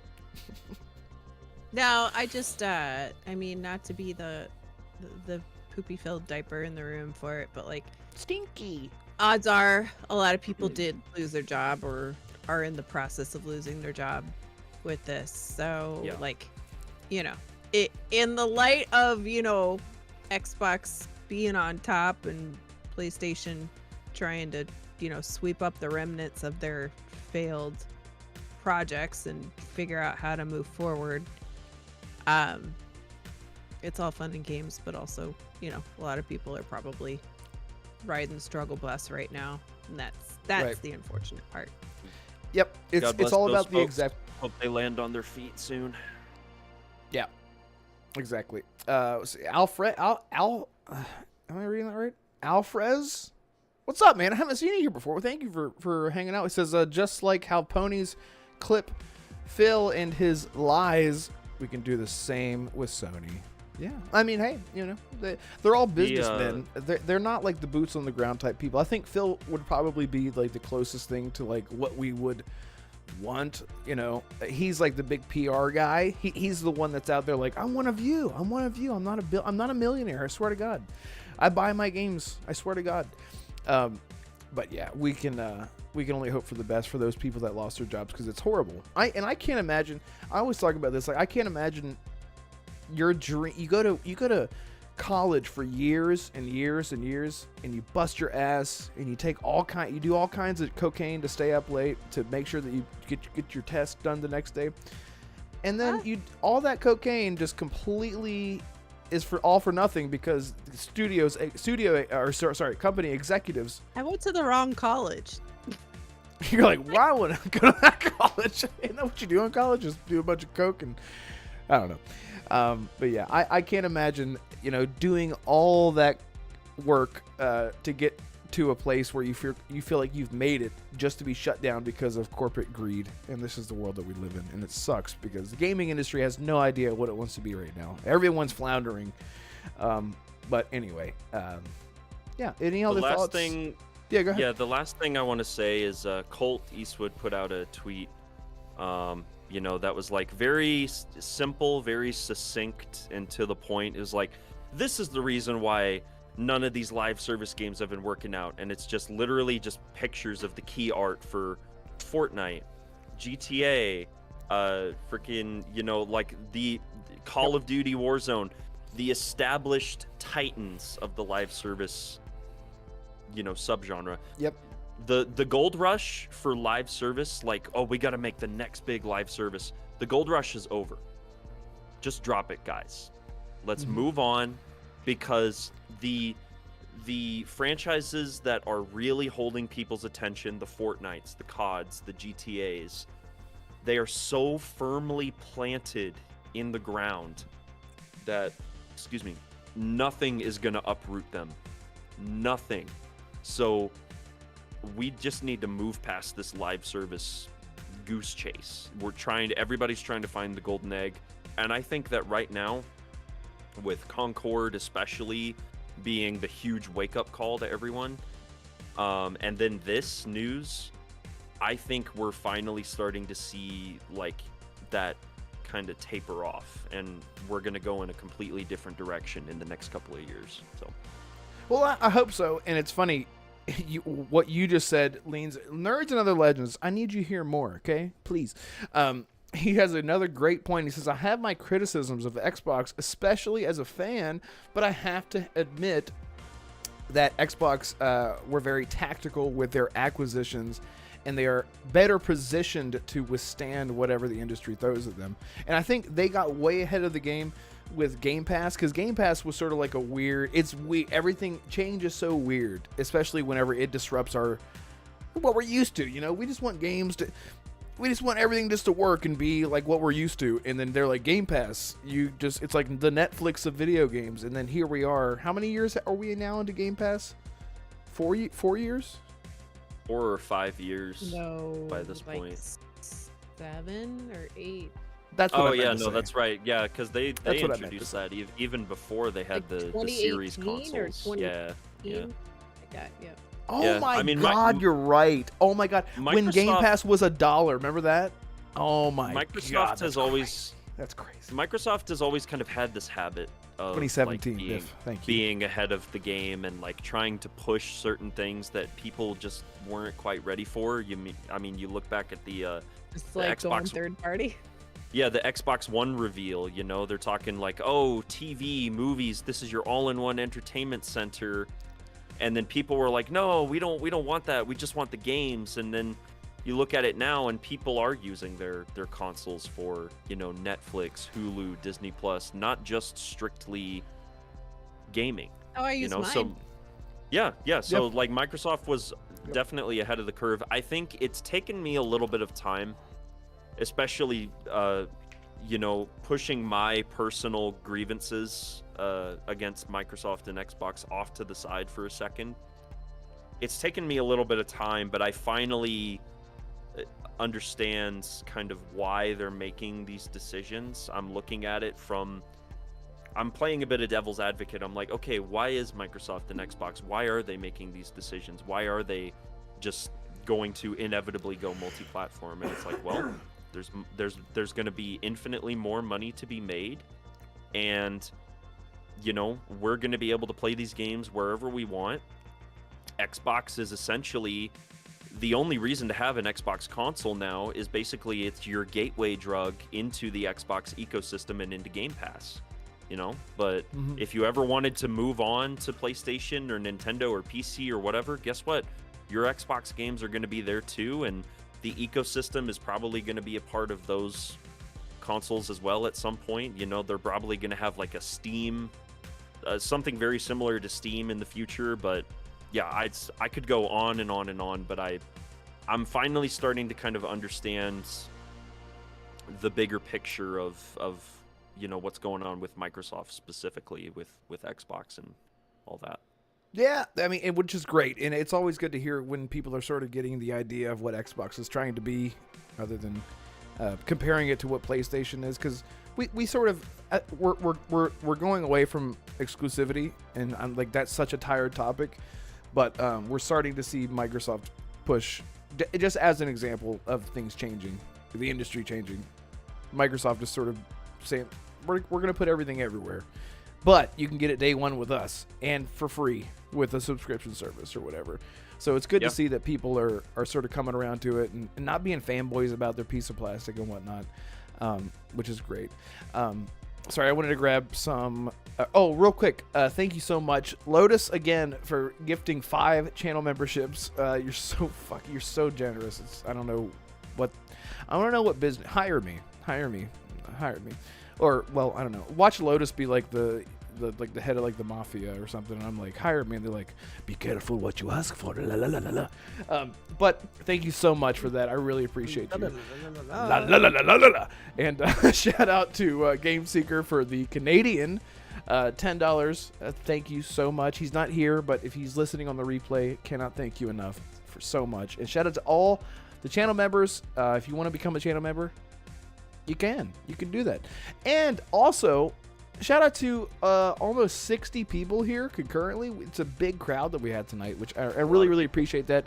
We've got a bunch of new subs, too. A lot of people subscribe to the channel, and that means so much to me. So if you're here and you're new, consider subscribing because we go live every single Tuesday. Hit the like button. Do if you it, haven't do already. it now. Do it. Come Smack on. the like button. Do it. Smack it. Smack it. Spank it. Give it a Ding, little. ding the notification bell too, so you always know when these people go live.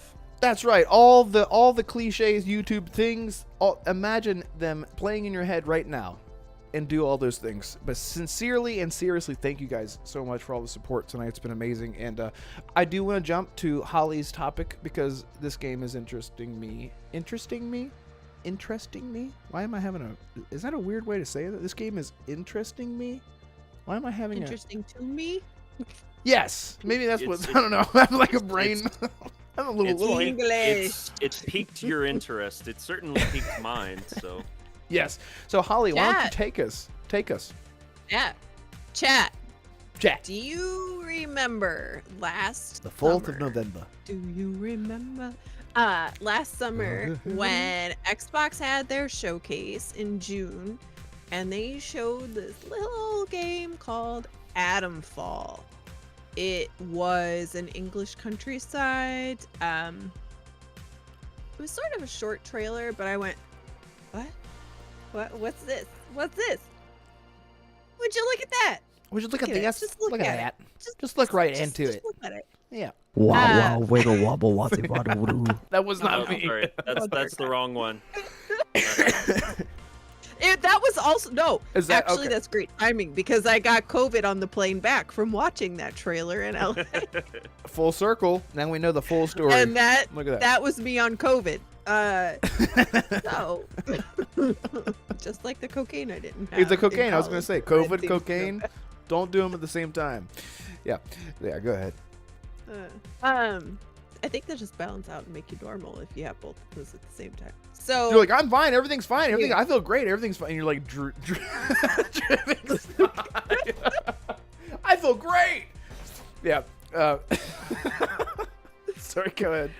oh, this went off the rails even Yes, quicker than I thought. literally the rails that we haven't done yet. If you know what I mean. All right. Anyway. Hey. What's happening? Oh God. All right. So anyway, it looked sort of Fallout-esque, and so I've been following it ever Oh, since. look, then. Dreamcast guy's And- here. He says, "Don't do drugs." Oh, so is MBG, and he really wants to Dreamcast talk about guy- Metal Gear Solid. I know. Dreamcast guy and MBG are in the chat. Shout out to you guys. Thank you so much for being here. Don't do drugs. Anyway, Don't do please drugs. continue. Yep. Drugs are bad. Drugs are bad for okay? you. Yeah. Okay. Yep. Okay. So anyway, this game Atomfall, I've been watching it. I've been watching the progress of it, and it was promoted to be released in Game Pass this year. And so I've been watching it, and more information has been coming out, and it's made by Rebellion, which is the group that makes the Sniper Elite games. And if you play Sniper Elite games, you know they're pretty legit, very solid. And Rebellion seems to have a pretty good relationship with Xbox as far as like they seem to always put their sniper games into Game Pass, and most of their marketing seems to be with Xbox. But this new IP from them is no exception. And maybe our Brits in the audience will understand a little bit more, or maybe could explore or tell us a little bit more, because I really do want to look into this. Apparently there was an actual IRL event in Britain that happened in the late 50s. I believe it was 1957. I gotta look into this more. It was called Windfall, and it was a nuclear event in the countryside at this place called Windfall. And so what's come out about this game more is that it's sort of like Fallout, but it's also a lot like Stalker, where there's a quarantine zone, and you go into the quarantine zone and you encounter what looks like ghouls from Fallout, but I think they are called ferals, which ironically Fallout has feral ghouls, right? And but they also seem to act a little bit more like stalker enemies, where they are pretty hard to kill. Oh, Farky's like, I have no idea. I'm a Brit and I am never this. All right. Well, it was a real thing. It was a real thing. That's what they say. So, I'm very, very excited for this. They released an 8-minute trailer, gameplay trailer, 9 days ago. You can go check it out on the Xbox YouTube channel or on the Rebellion channel. Give them a follow. And I don't know. It seems to be that I've seen a couple people talk about some of these people that were in LA last summer got to play like 20-30 minutes of it, and they would plop them in, and those awesome British red telephone booths are just randomly in the countryside, right, or in different places. And one of the very first ones that they showed is you're plopped into the countryside and there's a booth and you walk up to it and you pick it up and it's this recording that's saying Oberon must die. And so there's an RPG mechanic in it where you choose your conversation, right? Your element that you feed back to the narrator. And they just, Oberon must die, and that's it, right? So there's a town next to the quarantine zone, and there's a militia that's set up near the quarantine zone to keep you out of the quarantine zone.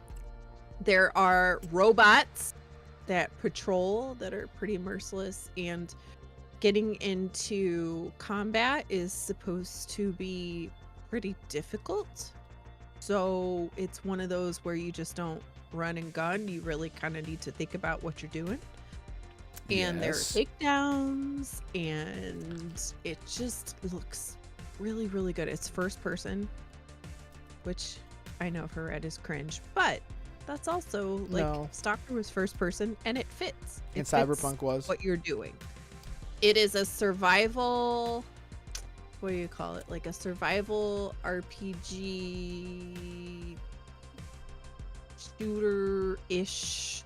I don't know. You know, like add all of the narrative things and piece them together, and that's what this game is. But there's definitely survival elements, and RPG elements, and a little bit of dungeon crawler-ish too, because as you explore, you'll find bunkers, and then you go into the bunkers to find good shit, but then also find the ferals and other bigger enemies that you have to fight.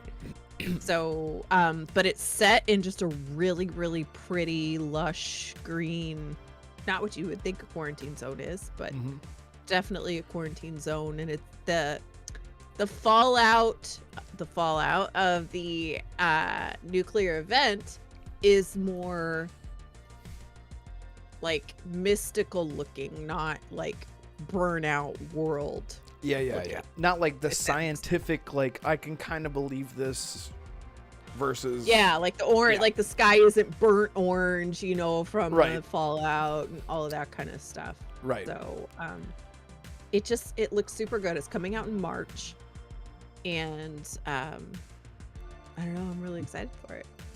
Super excited for it, and it's kind of gone under the radar, and I feel like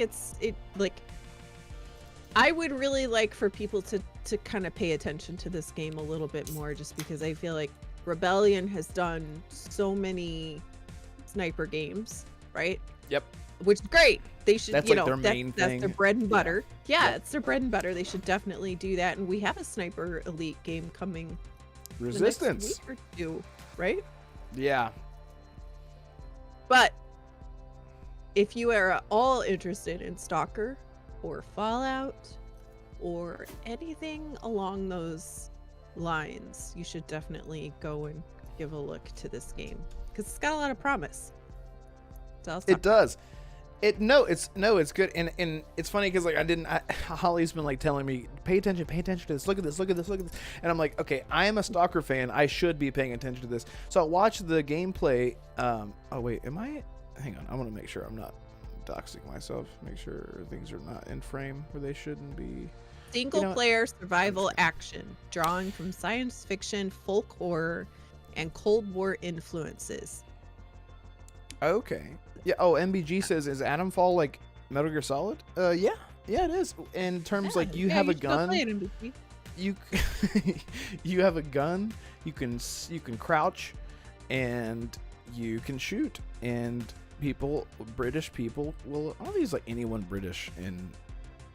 Well, never mind. Yes, Atomfall definitely reminds me of like the AA Stalker meets Fallout. Like it has this very whimsical British tone to it. It kind of gives me the vibes. This is such a weird comparison, but it kind of gives me the vibes of like We Happy Few. And I don't know why. It gives me like, and that was, I thought of that too. Yes. Yeah. Without There's a little the like bit of Atomic Heart energy in there too. I thought feel of like. that too. Yeah. Yes. like yes. not taking itself too seriously, but like just enough to where it's like Fallout. It's like Fallout, like where it's like serious at times, and you're like, oh, and then something silly happens, and you're like, okay, we're in Fallout. It's the Fallout London mod meets Stalker meets Atomic Heart is what I see there, and yeah. It looks really cool. Yeah, Holly sent me the video in our group chat, and I watched it, and I was like, yeah, no, this. I mean, when I saw the trailer, I was like, okay, this looks interesting. I just need to see a little bit more, and now that I've seen kind of some more in-depth gameplay, I'm like, okay, this is definitely something I'm intrigued by. I have been reading what Game Adaptation Newscast has been saying in the chat, and I gotta agree just a little bit. There's something about this like visually that it comes off as a little generic, not entirely, but it draws a lot of inspiration like the assets from, a lot of from other Sniper. things. When I was watching it, I was like, these are Sniper Elite assets. There's a sort of also something I just kind of picked up on when I was watching the gameplay trailer. There's sort of like a visual uniformity to it, which essentially boils down to like everything is either a town, rolling green countryside, or underground bunker. There didn't seem to be a lot of visual variety. I'd love to be wrong. And then the one last thing I will say is like the gunplay definitely seemed, it was like AA gunplay. It had like that Euro jank kind of thing to it, which when you play those kinds of games, yeah, when you play those kinds of games, like you kind of have to go in with that expectation that not everything is going to be like Call of Duty levels of polished gunplay. You know, it's something that you have to go in with the right expectation. I do think the setting is really interesting. You know, this is like a very kind of different alternative to Stalker. It's northern England, so it's a lot more rural. You're not in London or any sort of like major city, so it's a different vibe. You know, obviously it's got the British culture, everybody's got the accents, the robots look cool, the irradiated mutants look cool, and yeah, I think like you said, it does have kind of a bit more of a different slant to it than like, oh, everything's mutated. Like, no, there might be something supernatural going on here. So again, capturing a lot of the same energy that Stalker did, because Stalker has a lot of supernatural stuff in it too. But yeah, I'm always gonna be happy to talk about and support like AA games like these, especially one that's like a brand new IP, because Rebellion is one that I've been exposed to. That's a team I've been exposed to at like multiple times throughout my life. I think the one that jumps, the game that they made years and years ago that jumps to the forefront of my mind was 2010. They made a Aliens versus Predator game that was like a first-person shooter. I own it. That game is so good. Is goated. It's such a goated so licensed game. I love it. Yep.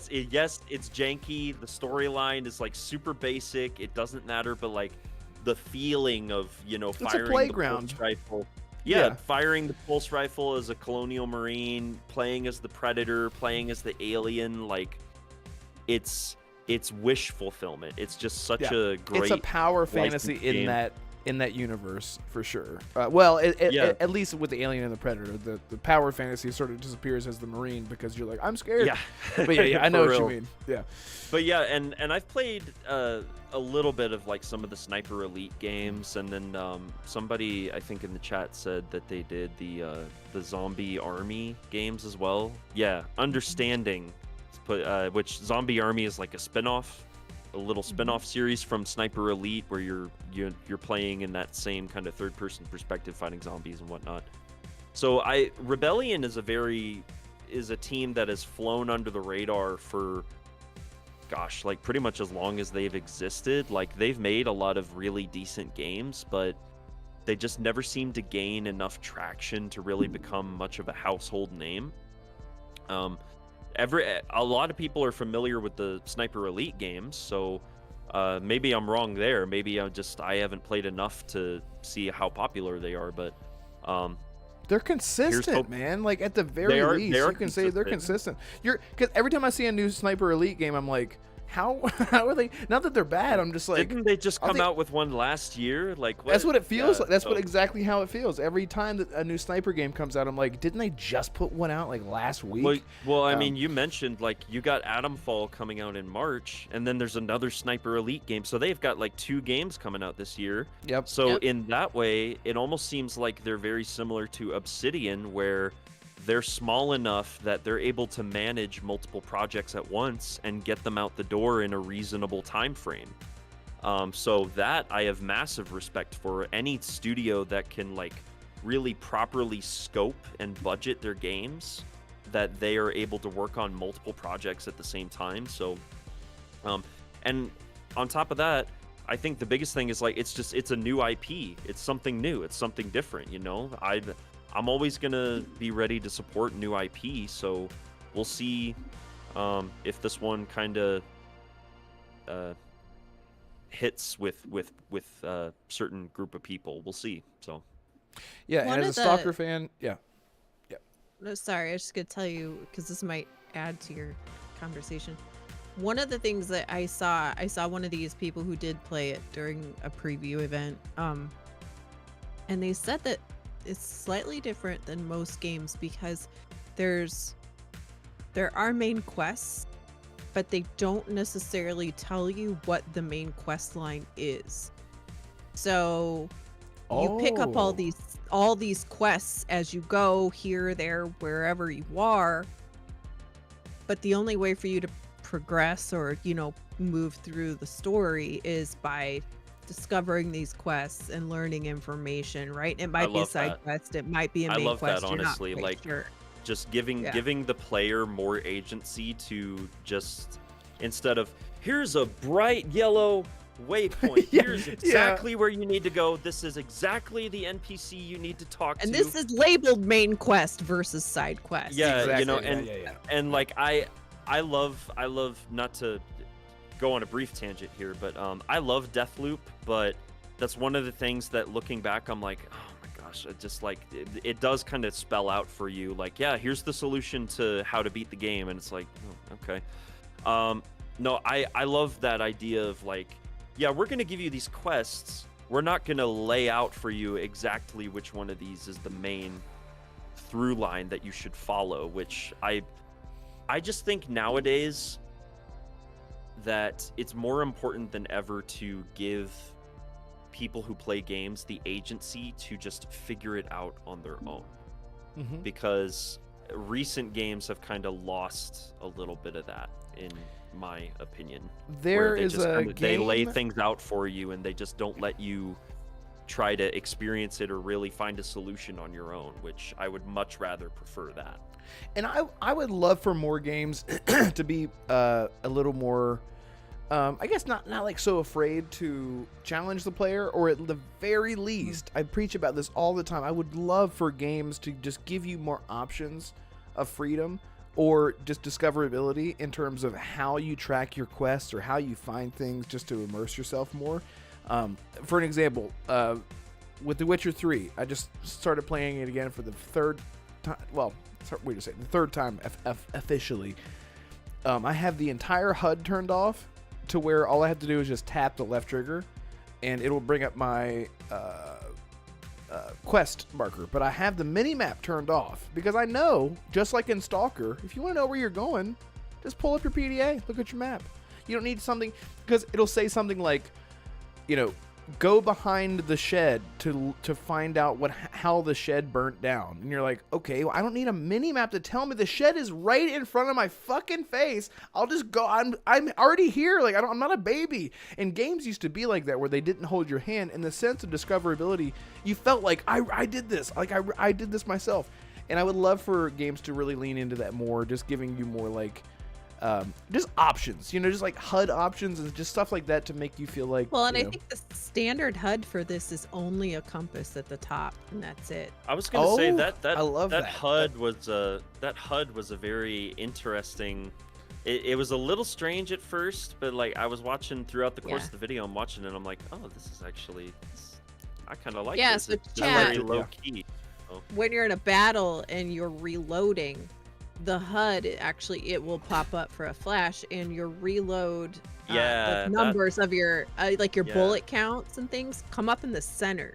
That was what threw me off a little bit. I was like, what the right heck under is that? And then they disappear again. Where your reticle would normally be. But I kind of like it though. Like the more I watched it, the more it grew on me. I was like, okay, that's interesting. And when you want to throw a Molotov, like it's the little things a lot of times, right? Like when you want to throw a Molotov, you don't hit the button and you see your character, you know, throw. You see your character pull out a lighter, light the Molotov, then throw it. So like, you know what I mean? It's a little more true to form or more realistic, right? Just going that of course extra you don't mile. Have a lit Molotov in your pocket, right? Right. It just going the extra mile of like showing the animation of your character, you know, flipping out the lighter, lighting it, and then tossing it. Like just little tiny details like that really add up. And Red, honestly, I think you said it. What you're doing, right? Yeah, exactly. Like, you have to think about it. Red, I honestly think you said it best. Like, we just need more games that challenge us as players. That challenge us, whether that's through gameplay or through the story or through like the how to navigate through a level or just anything. Well, yeah. Challenge us to find our own solutions when it comes to obstacles in gameplay or a level. Challenge us to come to our own conclusions about a narrative. Don't just spell everything out for us. Yes. This guy's bad. This guy's up to no good. It's like, don't spell it out for me. Like, make it morally ambiguous, you know? So exactly. And honestly, like, and on that point, like, at least give us more options so that way we can challenge ourselves. Like, I think we're all guilty of this nowadays, which I remember back whenever I made a bad decision in a game, I just lived with it. I didn't pull up my phone and say, okay, hang on. Let me load back my with save. That, to be honest, we call that save scumming. Where scumming. I struggle with that so much, man. And it's like, what kind of experience would I have had if I got my friend killed and I just had to live with that and say, well, damn it, now I got a shitty story. It's like, it doesn't mean that it's a shitty story. Like it just means that it's your story. It's like, it's nobody else's story. It's your story. Because exactly. It was the decision that you made. And you to get now a have perfect. to Yeah, deal with. And to get a perfect ending for every single game, it's boring now. Like, well, it's not that it's boring. It's just like we want to feel the best that we absolutely possibly can. We want to get the highest amount of dopamine in our face as we possibly can. And so I'm trying to. Dawnwalker is a perfect example of that. When Dawnwalker comes out, I got a video coming out about this soon. They really seem to be leaning into like heavy choice and like actual consequence. Like whenever you miss something, like oops, I forgot to drink blood, I just killed my best friend type thing. Like we talked about that, I think I'm gonna lean into it, and I'm really trying to get better about that. Just like, damn it, like just let your bad decision just live with you and try to like learn from it. But it's so hard because now we have the Google on our phone. We can just pull up our phone and just how do I find the it's just like just play the game. And it's so hard, man. Like I'm so bad about doing that. But anyway, I would love more options in games to make things and I'm not a developer. I don't know how difficult that is, but just I guess in games like Ubisoft games, they give you so many options. I talk about this all the time. They give you so many options in a lot of their games to increase damage input and damage output. So that way, if you want to increase, like if someone wants like a more difficult experience, but they don't want the enemy to feel like spongy, you can adjust all that, or like you can completely change your controller input layout and everything. I don't know, for PC people you can do that anyway, but just for us console people, but just stuff like that. I would love to see more options, but anyway, yeah, more player agency I think is great. Atomfall seems to be leaning into that a lot, so I'm really excited about it. And as a huge fan of Stalker, I still haven't finished Stalker. I say this all the time, but I put Stalker down at 100 hours because I was like, haven't even beat the game, and I'm at 100 hours. If that tells you anything, that game is massive. And I'm like, I need to stop right now because I don't want to have to feel like I want to start over the game. But Stalker is a great example of choice and consequence that I have just lived with. Like, missed a shot. There's a mission, I'm just going to say, there's a mission where I missed a shot.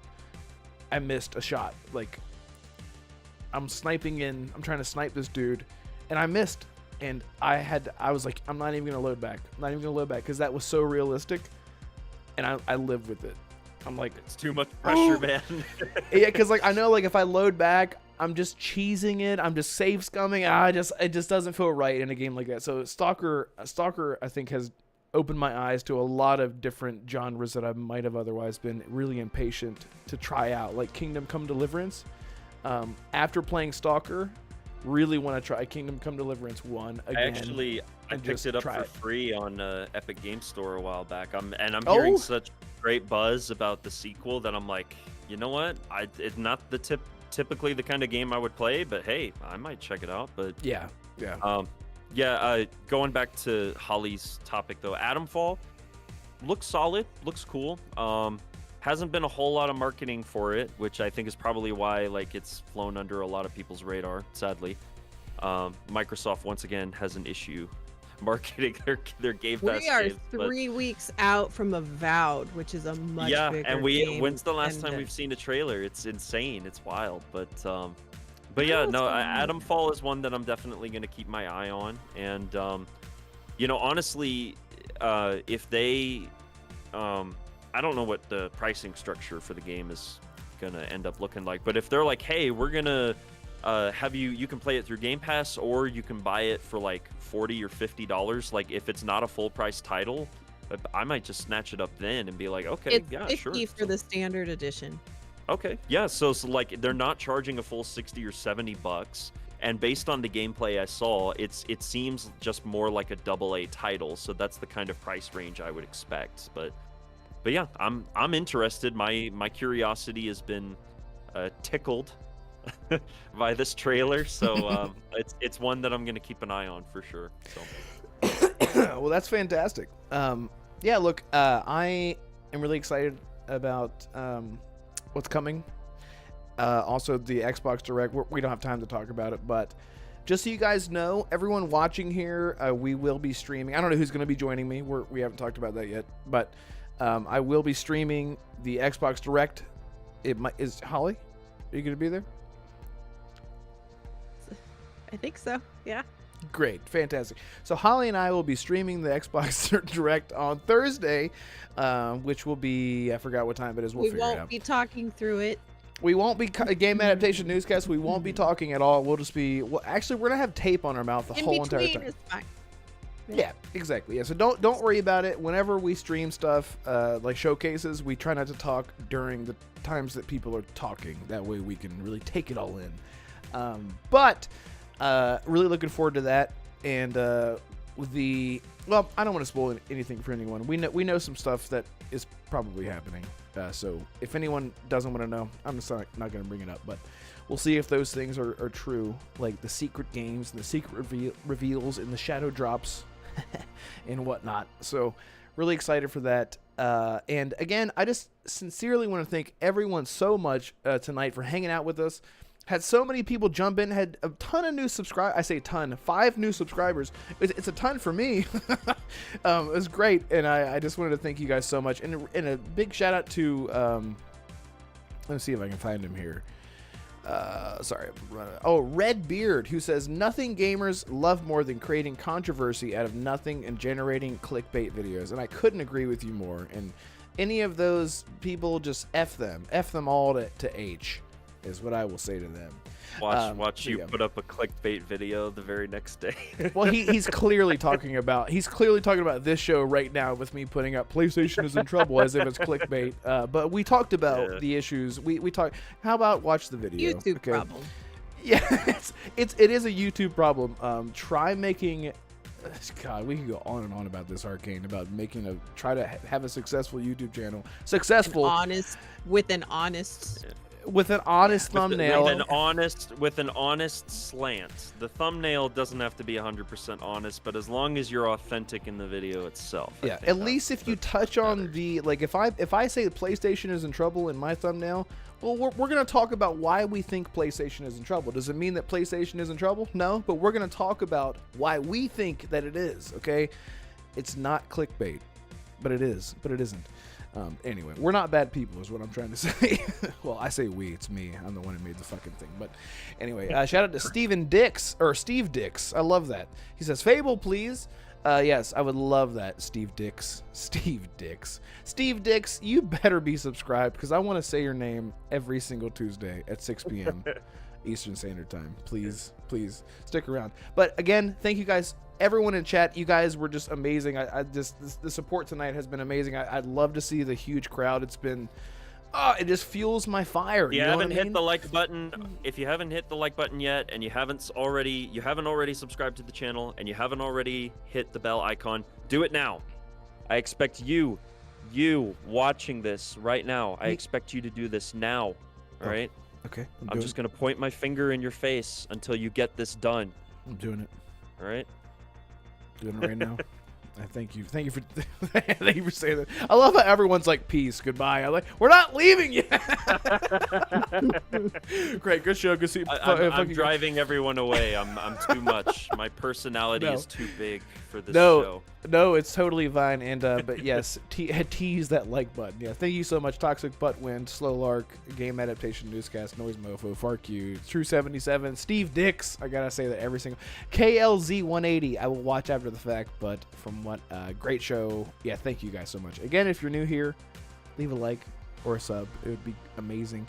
And Arkane, please tell people where they can find you and what you got coming up, if anything. You don't have to. I don't want to pressure you. No, it's all good. I don't want to give anything away because I feel like I've done that in the past and it's bit me in the ass. Yeah, you put yourself in a corner. Yeah. Yes, I pinned myself in a corner. Absolutely. That's one of the other things I'm trying to work on this year. Try to do less of. But yes, my name is the Arkane Realm. You can find me on YouTube. I don't know if you guys are able to put a link to my channel in the chat or what. If not, it's okay. Just literally up in the search bar. Or up in the search bar, the Arkane Realm. You can also find me on Twitter or X, as Elon would have us call it, at the Arkane Realm. And I am actually, as of just last night, I'm putting some more distance between myself and social media. So if you guys want to keep up to date with me, you can follow me on X by all means. I would encourage anybody to do so because I am still going to post there. But if you want to get the most up-to-date info about my channel, just go to the channel directly. And if you guys are interested at all in Arkane Studios focused content, so videos about Marvel's Blade, a potential Dishonored 3, anything with Bethesda, like I am trying to get some Indiana Jones stuff done as well, or just any other sort of variety gaming content, you can find me there. And hopefully you like what you see, and if you do, you can always consider subscribing and leaving a like and hitting the bell icon for my channel and all that stuff. So fantastic. Look at that. True 77 says subbed. Thanks for the link. Boom. Yes, guys, that everyone who's just listening, just take a second, pause your game, and go into the chat. Click that link to Arkane's channel and give him a subscription. A subscription? Yeah. Yes. And I really do appreciate it because, again, having a family and expecting another little one, I'm not always going to have time for YouTube. So anybody who is supporting the channel it is immensely appreciated, genuinely, like more than any of you guys could ever know. So, and that includes my lovely co-panelists here for today's show. So appreciate everybody. Fantastic. Sorry, I completely misread that chat. I thought that Jacob Tupla said Courtney or Cox, and I said Cox, and I can't see very well. Anyway. Anyway. You know, you didn't see Steven Dix just subbed and is ready for Thursday. Oh shit! Oh, and for Thursday. Oh, Thursday. Oh God. Oh, sorry. I'm so used to DeMarco being here. Thank you so much, Steven Dix. I can't wait to say your name for every Tuesday, forever. And this Thursday. And this Thursday. Thank you guys so much, sincerely. Drew Peanuts is here. Droopy Nuts. I see what you did there. I'll just say Droopy Nuts whenever I say your name. Thank you so much. I genuinely didn't know. Oh man. I'll just say Droopy Nuts. The names Love it. on this We got show. Toxic Harry Buttwind. Ballsack. Harry Ballsack. Ballsack. Toxic Buttwind. Harry Ballsack. Droopy Nuts. Steve There's a lot of Dix. genitalia flying around in here. I love it. I want nothing more than genitalia I- flying around in chat. You know, Please. I think it says a lot about how far my brain has rotted, but I saw Jacob Tupwa in the chat, and I honestly, my brain was like Hawk 2. I knew you were going to say that. I knew you were gonna My say brain that. is so... Yeah, exactly. This is why I'm deciding to, like, stay away from social media. I'm like, I can't Yep. do this anymore, Yep. man. Yep, I just can't give do yourself it. a little break. Yeah, exactly. Seymour Heine. I got you. Seymour Heine. I can't. Oh my God, we're children and we love it. Never grow up. You can grow old, but never grow up. Holly, where can people find you and what you're going to be getting into? Other podcasts. What other podcasts are you on? Yeah. That's the same thing Blue said the first time she saw my name. Yes. That's funny. True. I'll be here on Thursday at noon Central, 1 p.m. Eastern, I think Yes. is the time. So we'll probably start 15 minutes before. Yeah, something like that. Hang out a little bit. Yeah. Assassin, I will plug Assassin, who's one of our panel members normally, who's not here, has been playing through Prey, and he's been getting his Yes, I ass forgot to served mention on him. this. He's been He's, getting so so pummeled. I'm like, yes. It makes me feel good What's because going I'm better on? at him at Prey. I Better than me at literally Yeah. any I think multiplayer game. I So think this is me, payback. Holly, and DeMarco being the preeminent Arkane Studios Pro esports players, we can tell you, Right. Assassin has a major skill issue. issue. And if Oh, you're watching this, clip if that. you're watching this after the fact, brother, I love you, but get it together, man. Seriously, Good. I'm looking at you right now. You need to get it together. You need to take my advice and just run with the ball. Stop fumbling it. He gets so mad. It's so funny. It's a love it. good watch because Assassin is like honestly he's a tries his fantastic hardest, yeah. streamer because he is. talks. He's great. He's awesome. Talks, and it's really hard to actually talk while you play games. Yeah. And his like vocal reactions to things are genuine and very funny. I He's don't got know. a good There's voice oh for it. my gosh, There's been a couple right? of Yeah, moments yeah. where Really he's good like, at it. he was in the intro and he opened the door to the apartment and he sees the corpse outside. He's just like, Nope. he just backs up and shuts the door. Just no vocals, no anything. Just perfect comedic timing. So Yeah. no, he's great. We love him, and yeah, you guys need to check out his channel because he's putting together a lot of video content and a lot of streams as well. So awesome guy. Yeah. He's shout out to done- him. I think 4 nights of Prey, so he's Can we getting get close. can we get assassins? Yeah. So Assassin. Yeah, I'm I'll not a do it in a mod. second. I don't have mod privileges. I'm still That's right, you don't. yeah. I And don't. you won't, Never have. Never will. because then I can't time you out. I'm content to just be a plebeian viewer of the You Renegade are- Realm podcast. You so- are lucky.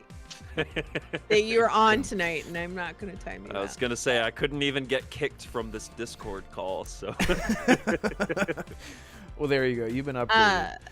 Yeah, Assassin's links to his No. channels, Twitch and whatnot, is in the description of the video right now. It's right there right now. Okay. So go give a love and a like and a hug and a bite. I don't know why.